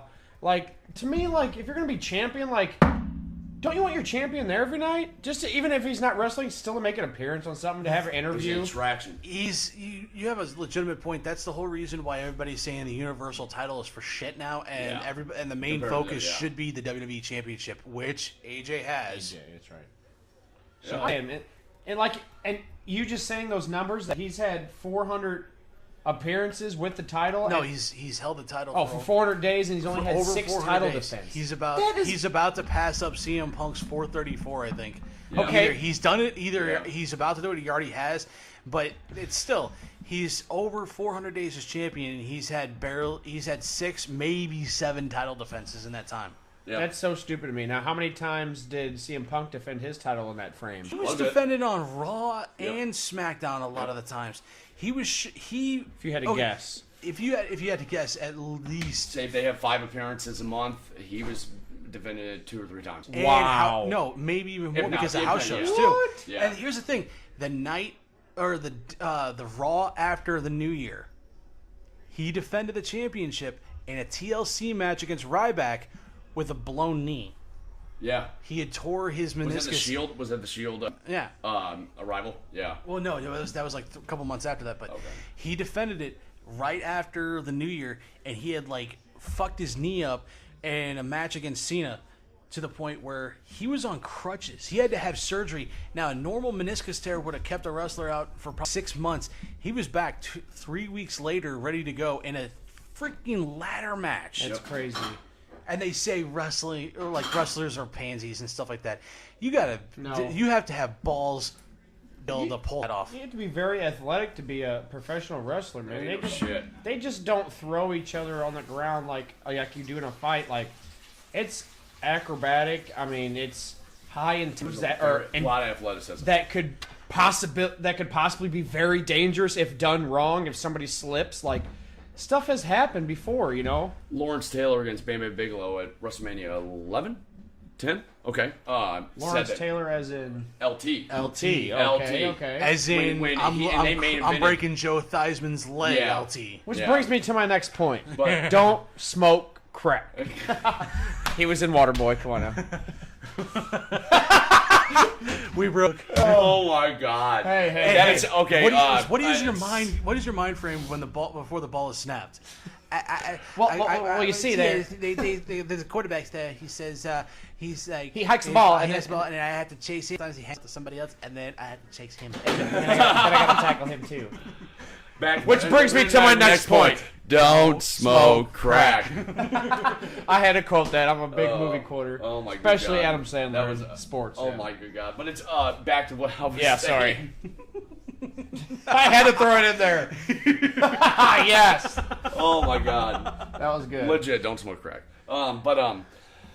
Back to the LT thing with Bam Bam Bigelow, and I like when I remember I was watching a documentary when they were talking about like the guest appearances in WrestleMania, and they were talking about certain guys that could be with somebody that's not, kind Kind of like when Goldberg made his debut, and Sullivan said, he goes, DeMott would make him look good, which Hugh Morris would make him look good. Bam Bam Bigelow made LT look good. They invented that over Sid and Undertaker.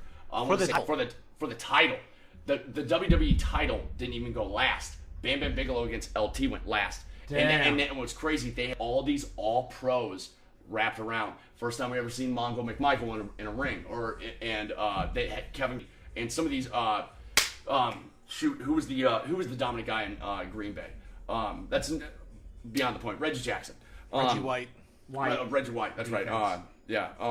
But LT even said after the fact in an interview that he goes, that was probably the most excruciating 10, 15, 20 minutes of his life, because it was just constant, and he goes, me and Bam Bam were hitting each other. And he goes, I didn't know how to sell. Bam Bam goes, I ain't gonna sell either. I'm gonna hit him.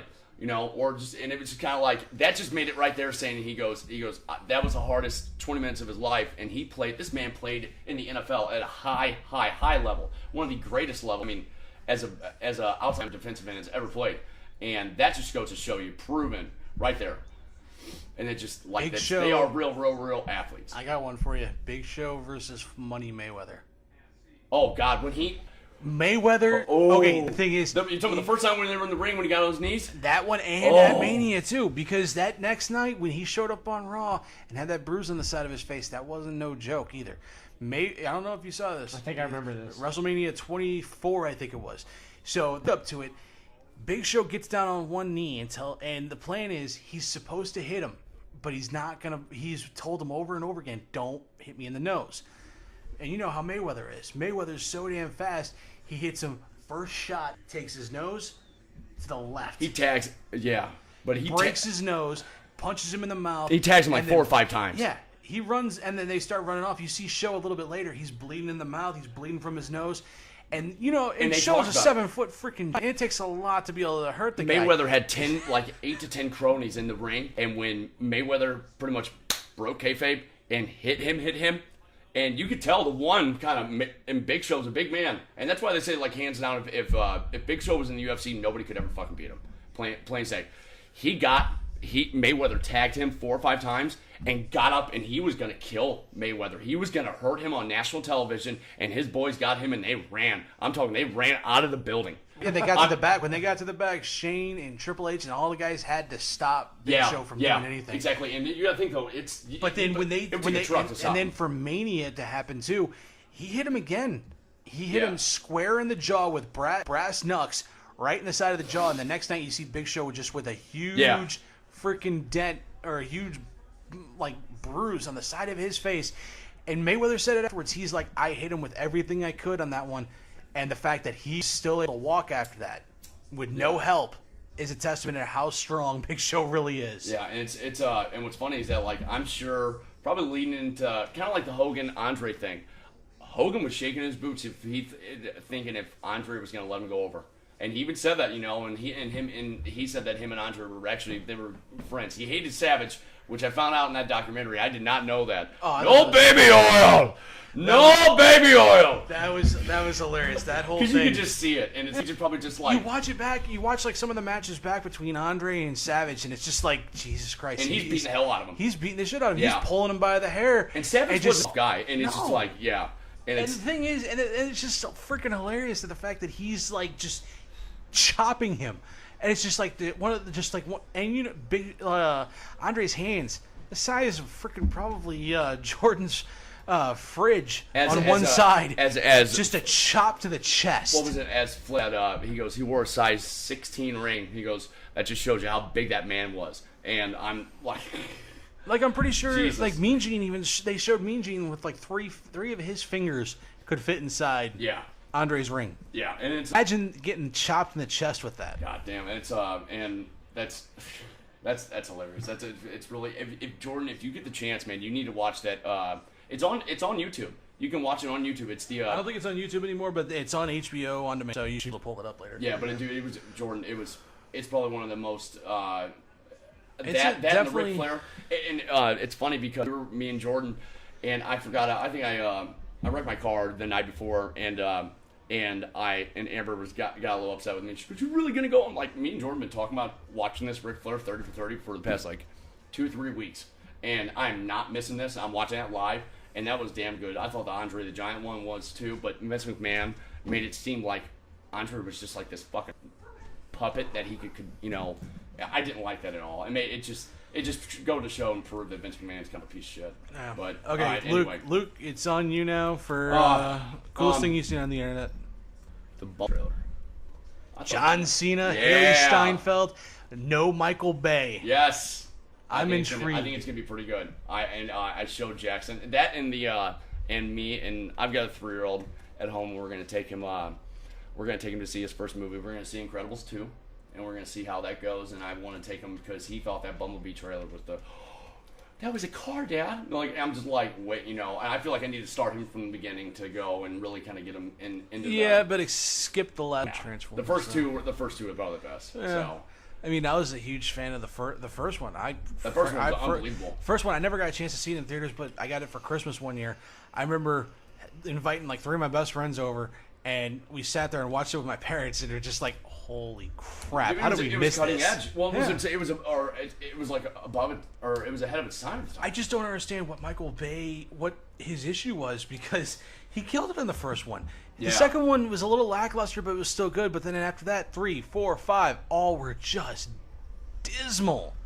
And I get it, he had issues with like the cast. Apparently he's like impossible to deal with. Yeah. Which is why Shia LaBeouf and Megan Fox didn't want to come back. Yeah. And then apparently Mark Wahlberg is with him in the 4th and 5th one. Yeah. So now it's restarting and basic. And I love the fact that they are finally getting John Cena to be a heel in some form or fashion, and it's got to be in a movie. Yeah. This is gonna be set in the '80s. Kind of even What did you say would be the best heel move ever if he gets back with Nikki, and then pulls the most evil heel move ever? He goes, I got a vasectomy. Yeah, he gets back with Nick. He gets married and everything, and then on the night she's trying to get pregnant, and he just comes out of nowhere and says, "Hey, Nikki, I had a vasectomy." That's him turning full heel right there. That's horrible. That's all right. The most evil thing possible. All right, what are we thinking? Out. What are we thinking on the game? However you want to do it. Oh, I want to hear something kind of cool. I looked up into XFL's hiring, and they're hiring for a lot of things. And I was a possibility of We talked about this like weeks ago. Well, no, you were talking about announcers, but I actually looked into it, and like I applied for one of the jobs, and it was Officiating. No, I've only done 3 football games to my credit, and it was and I worked the sidelines and I worked behind the defense, and it was like nuts, and just all run plays. So it wasn't like nothing like too extravagant, but this was more like in a sense like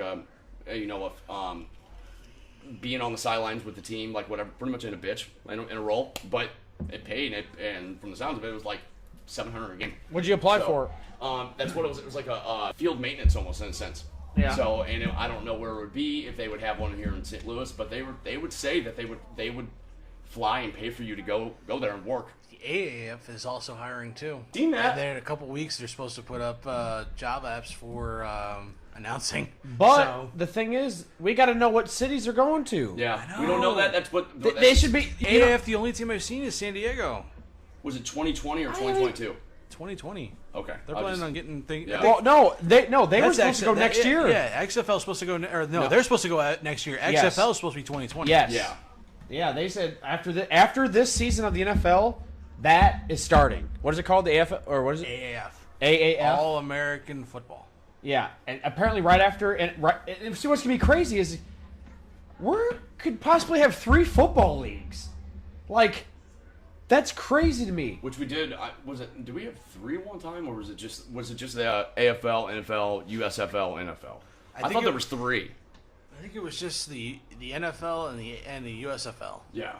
It's just crazy. It to me. used to be Yeah. too with If the you wanna get AFL and the technical- NFL. They were like 2 different concepts. And if you want to get technical, but I know there were 2 separate kind of like entities, but at the time there was the Arena League, XFL, and NFL. And it's the just Arena League's still around. Well, And now yeah, it's it's still yeah. going. Yeah. which Same with lingerie football. That stuff is still hard as hell. Yeah. Hey, the Rams actually, or not the Rams, the Rampage. The St. Louis Rams are actually a pretty decent arena football team. Yeah? I actually went to a few of their games. It's kind of interesting how they play. You know, they get that one guy in motion that gets to get a full-blown sprint towards the line right before you hike it, and then gone, dude. It's spread receivers on the outside. But one guy can be in motion. I thought one on each side. No, it's one guy. So you could have a guy like come from a wide receiver all the way out in the out slot, and then come run all the way back behind, and then just get a running head start right before he hits that hikes it, dude. It's nuts. It's crazy. Lesnar. I just hope someday when I have a kid that he's gonna watch wrestling too. And you'll get there, man. But it was I'm thrilled. He likes to play sports. Hell, was it you that was over the house? And I'll tell you what, Jackson grabbed a bat and he spread his legs like Jim Evans, and he got up, and I'm like, he didn't see that from me like that. He just he picked that up. But we're back to the ring, or we were talking about football, CFL. Manziel's first time. But it's, I hope the best for him. I hope he's. I don't see this like panning out to actually get a restart back in the NFL, because very seldomly do dudes go to the Canadian Football League and it actually works out with them coming back. Yeah, like there was only like 4 or 5 that worked out of like a list of 100. Yeah. So, but if NFL teams get desperate enough. Yeah, right. We need some. Who's going to be that? But I'm just saying, bring back Johnny Manziel. I mean, hey, Cleveland brought back. Tim Tebow had like a 5-year career. Cleveland brought back RG3. Your Pat signed him, even though I think in Belichick's defense, Tim Tebow was a team guy. He was quick to learn the playbook. And it's just more of the sense it's just kind of like it would have been, give him a shot to get that third string spot. Well, the thing was, they were wanting to bring him in because they thought he could be a fullback. Like, everybody, the whole reason they cut him, they're like, okay, Tim, you're doing good at learning the plays, but we need more help than we do at fullback and possibly wide receiver than we do at quarterback. Mm-hmm. Oh, I'm not going to do that. Okay, you're fired. So, yeah, bye. Yeah, that's kind of like what they were saying to Lamar Jackson, and saying that he needed to be, what was it? They sat down with all the top quarterbacks where they were going to go first round, which all the top ones did go in the first round, the ones that we all thought. And Lamar Jackson's sitting there with the guys, and he goes, and they're like, "What's the one thing that you kind of got upset about?" And he goes, "They want me to not play quarterback." He goes, "I've been a quarterback since I was 7." And it's like, and looking at his stats from Louisville, I mean, he put up big numbers and stuff. And I see everyone thinks that Josh Rosen will be the NFL will be the one that comes out of that end.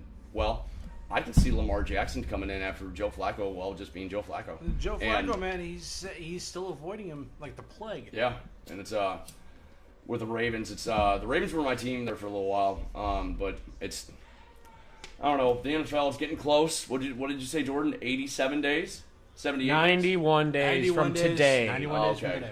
Not to date the podcast, but we're gonna date the podcast. Yeah. Shout out, Derek. Okay, so back to the game. Back to the game. What are we gonna do? Okay. What kind? You only have 4 questions? I only have 4 questions, 2 for each of you. Okay, that's fine. Let's just do it. Do that. I'll pull something up on that website that I found. Well, I'll give you a couple. Well, here we only got 6 beans left, and 2 are the same, or 2 sets of them are the same, and then we got 2 oddballs. So it's however, we can just do Pat's question, and then next week, I guess I'll do the game, since we've tried it with Derek, he forgot, and then we tried it with Luke that one time and he forgot, and then yeah. No, I didn't forget. No, I came up with one. I didn't forget. Yeah, no. I thought you forgot. No, I think it was Dylan. Remember that was the bet that we had. That yeah. Oh, yeah. Okay. Well, I can do bunch of assholes. I'll do the game next week. We'll do that. Right. We'll do it similar. I'll get like 5 questions for each guy. You mess up like once or twice. I'm just like the village idiot over here. So, but I feel like I'm meat from the fast lane. Like it's like you really are the village idiot. That's why that's why you're saved as dummy in my cell phone. Jesus. All right, I'll remember that, bud. I'll remember that. And I'm the one. Okay, and this is what's funny. I'm the one that does not make fun of anybody. I will take the brunt of everything. You're just the guy that tells everybody to shut the fuck up or fuck you and flips them off and shit. So. Okay. So if we're gonna do just a couple of quick questions. It has been kind of quiet here today, though. Yeah, it has. Like Derek. Because we don't have Derek's with this huge ass cackle. God damn it! Jesus, you guys. You just said it. Yeah. Like we don't have those are priceless moments. I did that. That was my dumb shouting here. listener. So Yeah. I got your back, Derek. Don't worry. We love you. We miss you lots. he's and, been actually I don't even making know where fun of you're you at. off camera, off podcast. Where so. is he at? He's on vacation. Did he say On where? vacation? As far as I know, he said it in the group text. I just didn't read it. I don't think he did. Open right now, and he's just gonna have a reception here. That's my guess. No, It's he's fine with me as long as I get paid. They're Probably gonna have be a a lot wedding. cheaper. No, it So won't. They'll have a wedding. if it was just him and like close Oh, family, they're talking about for me, and I'm like, hell no, it's not going to. no. Okay, let's do. We're gonna do. Don't cut him a break there, bud. Hey, I wouldn't either. I I wouldn't cut either. him a Hey, trust break. me. I cut him a break already. I'm not cutting him another break. Trust me. So, This is okay. I'm before we start. This is something an old man told me a long time ago, and this has to do with anything with me or you don't do what you do for a living for free for anybody, family or not. Even hell, my dad's roof cost $5,000. Guess what? I pocketed $1,200. It was interesting, but it's still you don't do what that's your livelihood. You know what I mean? So that's why I'm just kind of giving you shit. So back to the story, or back to the game. Dun, dun, dun. all right, for abbreviated into the jar. What do you say we start off with Mr. Lucas, So who credited as the first African American world heavyweight champion? Ron Simmons, and he beat Vader. Correct. Jesus, dude, I never came close. Luke, you suck. You guys don't. You can't give him a wrestling question. That's all I gave him. So Jesus. he won't get the second one that I give him. So We'll see. Jordan, Yes. I switched it up a little bit this week. This is a non-sports question. It's Oh, a comp. Jesus. Okay, well, It's a bit of a comic book question. Wait. In the jar. Is that a ruling? that's always been the rule. Yeah. It's all right. You don't have to. How many's left? 6. Better save them for next week. Yeah. We just need to buy, nah, we need to buy nah. another one. Nah, you got me chewed out for Nope, my oh. wife too. Oh, fuck. So you ought to take Whatever. 2. Are you ready? Jackie Robinson's 42 is retired in all of baseball. Who wore 42 for the Cardinals? Ooh. What year? Did you have a year? No, Do you know the but year? it's also retired though. So Bro, out in the bro, I don't outfield, know, bro. I don't know. out in the outfield, it says Jackie Robinson, Who's after him? the guy that's retired. No, who's after that After guy? him on the wall. That's what he's saying. Should be 45. 42. I know who this Man, is. I'm like, that's something in, man. Was it a Bro. pitcher? Give him that. I got that right. I know who it is. I want to I say gotta- it, but I I gotta- think I gotta Google this for I myself. think No, that's don't tell wrong. I know who it is. No, I'm done. It's your question. Jack off. Double D? No, What? Bruce Sutter. I knew that. Wow. I knew that. Into the jar you Wow. go, sir. Wow. I knew that. We both should have known that, man. That's one of like as everybody thinks the Ozzie Smith call. take that white one, Is so I the don't when know the Bruce Sutter doing this after the strikeout against the Brewers, man. Hey, fun little tidbit. You guys want to hear something kind of cool? No. I forgot what his What'd you get? forget What'd you get? exactly. What'd you get? Spoiled milk. Yeah. No need for a trash can this week. Derek's not here. But my dad's cousin played. Oh.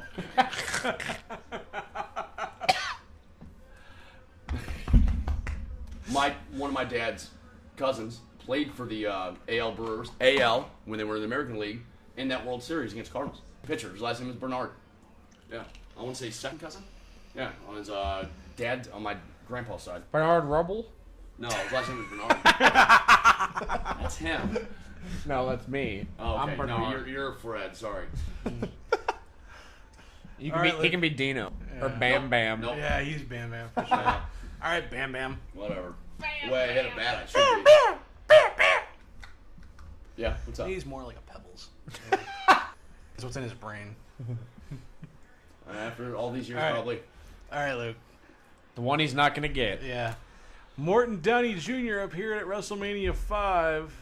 What was the significant thing that happened to him? He blew smoke into his face, and Roddy Piper told him to quit blowing the smoke in his face, and he did it again, and blew the fire extinguisher in the, into Morton Downey Jr. You fucking... No! all right. Here, this is what we're. I want some of this.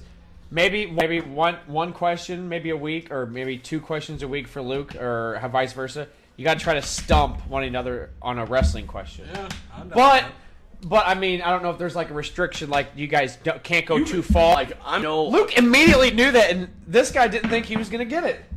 Pat did not I'm think surprised. Luke was going to I get am it. surprised. He immediately answered that question. Check out the big brains on Luke because he's being a dumbass.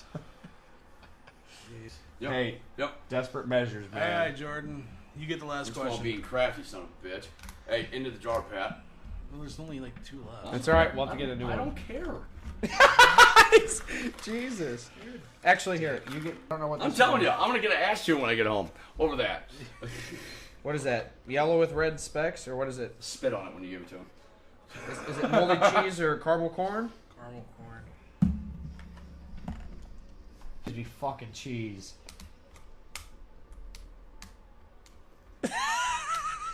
Finally, Yes. The Rock has come back. No, Actually, caramel corn. damn it! Nice. All right, To Toronto. Home. Jordan Reno. Yep. Freddie Mercury once rode on Darth Vader's shoulders. Who else also ride during a concert? Wait, what? It's when did we decide Shut up. that we were gonna Shut do up. Hold on, no. When did Shut we? up. Hold on a No, no, second, no, no. hold When on. did we decide? When did we decide we were gonna do music? Because I have no fucking Darth Yeah, but Vader's like- shoulders. I have no idea. In the what middle he of is. like it's a fan. in the middle of a Or concert, like somebody dressed up as Darth Vader and he rode on Darth Vader's shoulders in the middle of a concert when he was talking about in the middle of Bicycle, Okay. the song. Yeah. He was asked to stop doing that by George Lucas, so instead he had to stand in, have somebody else. Who was it? Have somebody else do what? Stand in as another character. I have no idea.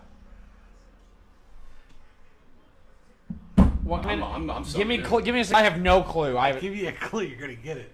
what like as in what the character was? Yeah. Was it another Star Wars character? No. Oh my god. Anything to do with George Lucas? No. Then I have no idea.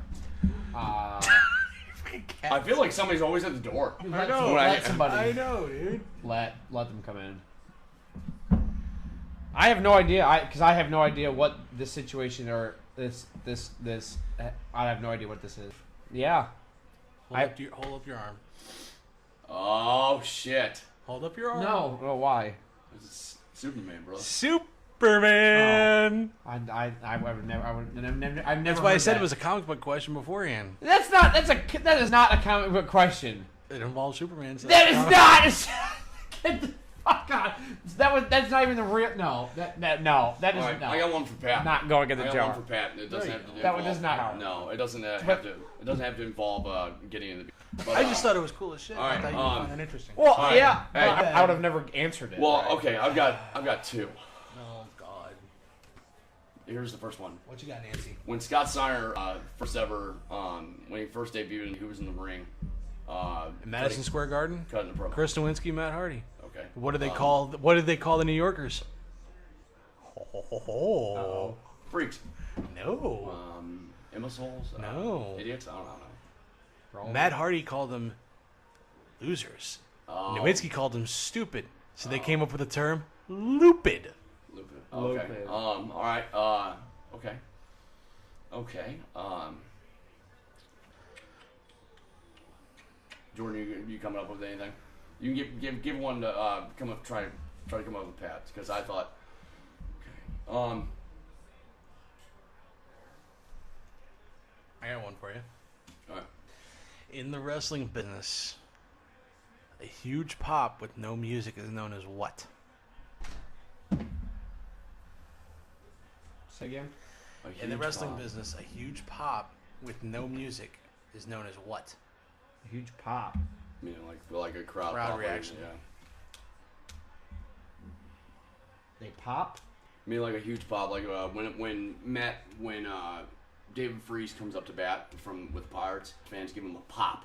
I mean, like a big, you know, stand up like that's what in wrestling. Like, business, okay, that's what when like Freeze hit that home in Game 6, like the crowd just going crazy. Yeah. they that's pop. a pop. That's pop. Oh. Yeah. You know when you give what up, was it, Jordan. repeat the thing. No, never mind. When the wrestling industry, when someone comes out and the crowd reacts with a huge pop with no music, it's known as what? Road Warrior pop. Because the Road Warriors would come up to no music whenever they first re-debuted somewhere. Yeah. They were the first ones to do that. Gotcha. Right on. Okay, What? Here, Luke. Edge and Christian's famous 5-second pose were, according to them, for the benefit of those with... flash photography. Easy. Okay, Who was name at least one superstar that joined in on the 5-second pose? Lita? Kurt Angle. I was seriously about to say Angle because they were. I'm being serious because And they were in Louisville, Kentucky, Yeah. and were doing the fucking hillbilly bullshit. Yeah. Man, who was that was a good one. That wasn't Pat. Who was with Shawn Michaels when he got stabbed outside that nightclub? Road Dogg? I'm just guessing. You know exactly what I'm talking about because the guys were overseas and maybe it was the opposite way around. That Michaels was overseas and the guy stayed home. You know what I'm talking about? Nash, Hall, who was with Michaels? I think it was Sid. Pac. That's why they got you. Because it was the two smallest ones. Even though Michaels even if Michaels stood right next to me, he'd be an inch or two taller and wider, but not in it like going back, and that's what there's a lot of in-depth things about like what they didn't get fucked with because they had Nash and Hall with them. So, hey, Pat, who was it that popped open the door in the plane ride for hell? I believe it was a very drunk and inebriated Kurt Hennig. Who was he wrestling? Brock. All right. Dude, I love listening about like that. I would have loved to be a fly on the wall on that plane ride for hell. So okay, all right, Jordan. The plane ride for hell. They were coming back over. They were coming back from an overseas tour, and it was a great tour. And I'm talking, they had everybody, anybody. It was 90% talent and maybe like 5% of like the higher ups. Yeah, And even Vince was on there. No, Vince, no. Vince was wrestling around with Vince was on it. Yes, he was, because he was wrestling around with somebody. I want to wrestled around with Lesnar or Stone Cold was in the front, already drunk and passed out. Bradshaw was there, and then they what was it? Bradshaw knocked out Michael Hayes, and then Pac cut off Michael Hayes' little ponytail thing. Man, I'm trying to think, but I'm almost positive Vince was on there too. Because it was a big European tour whenever, they kind of stopped doing those for a little while, and then they went back to doing whenever they acquired WCW. Okay, where was the Raw taking place when Shane showed up on WCW?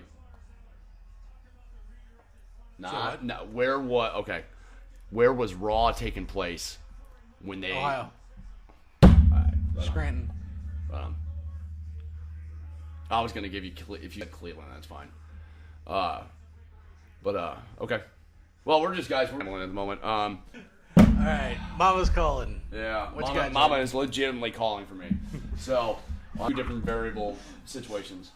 So, and I want to say this for just...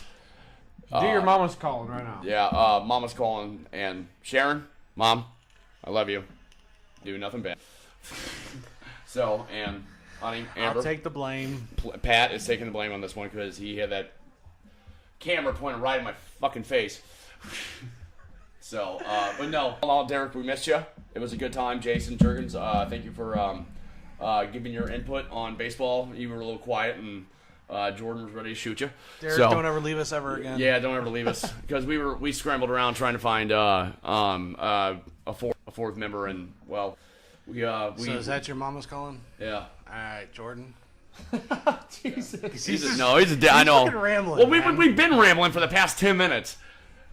Now, Mama's calling. I got just two short and sweet things. The NHL playoffs is about to wrap up. We got Game 5 going on, and then we got the rest of the... with Vegas up 3-2 with Washington with... Not to date the podcast. The podcast. Well, he just... Yeah, it's... Whatever. It's all good. Yeah. No, but then So that's crazy. I'm hoping Ovechkin pulls it out, him and Oshie, and gets their names on that cup, man. I think he well deserves it.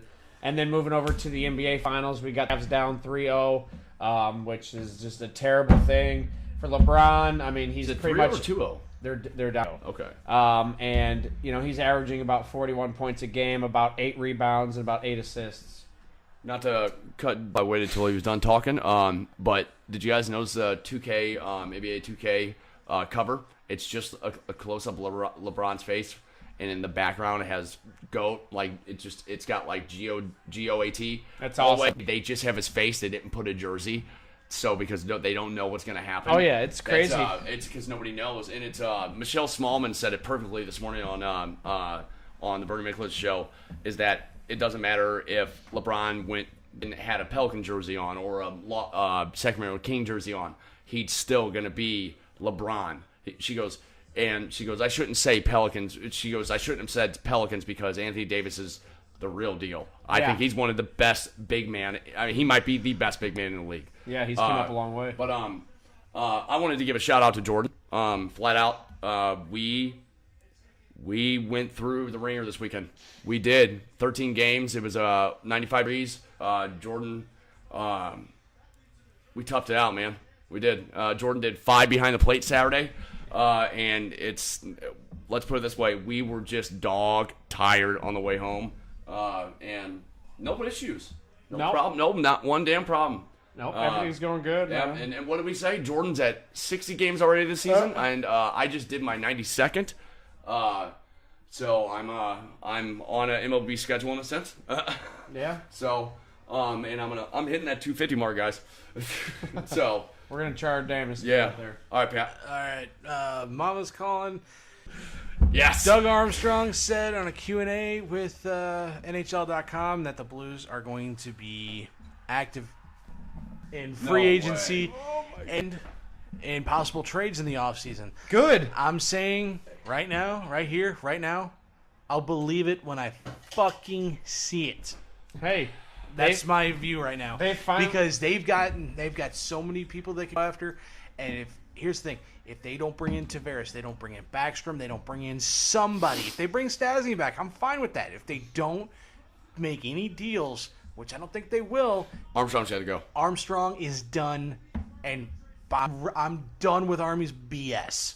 And with you saying that, that makes me feel like he's going to get something done this year. We haven't pulled anything huge off in a while.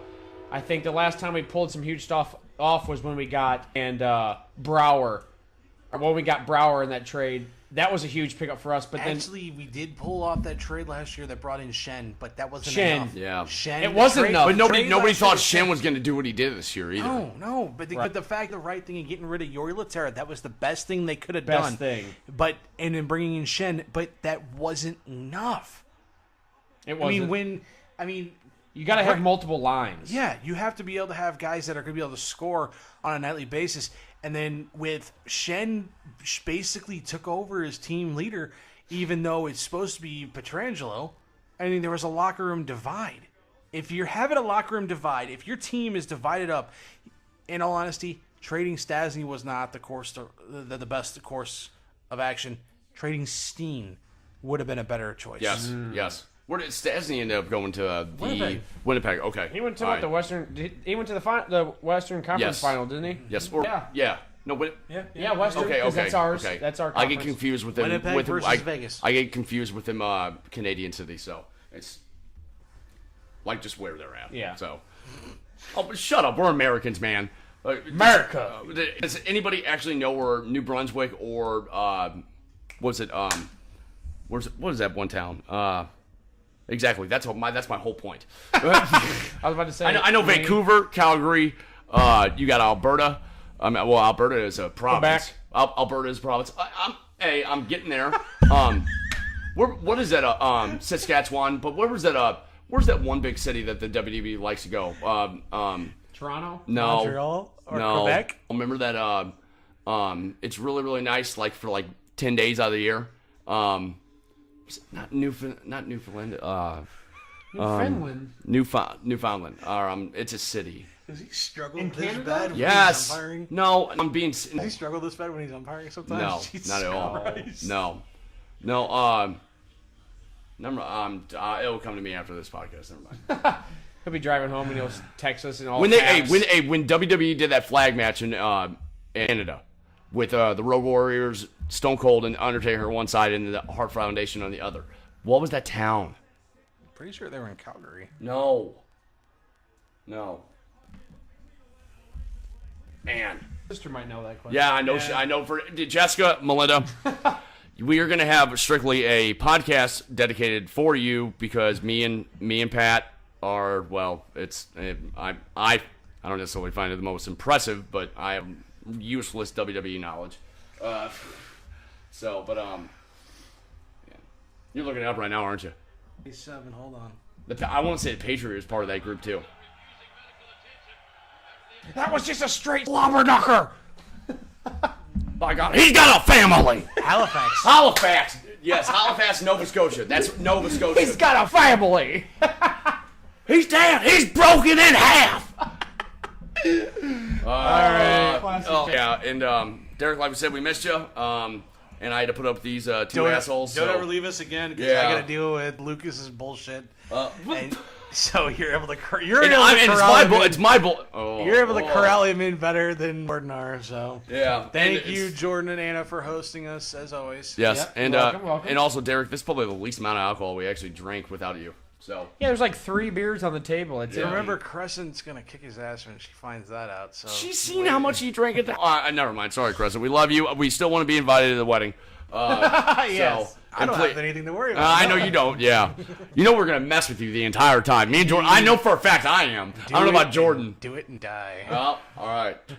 God, that'd be hilarious. You suplex me right on the dance floor. I'm the wedding. And what's funny, and Derek could do like an elbow drop. Yeah, I thought that'd be great, dude. Oh, speaking of, okay, all right.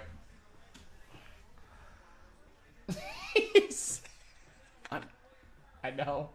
It was funny. All right, Yeah, guys. and- Thanks for tuning in. And we are the Sandlot Crew. Peace. Oh, Jesus. It's a big blue watery road. Beside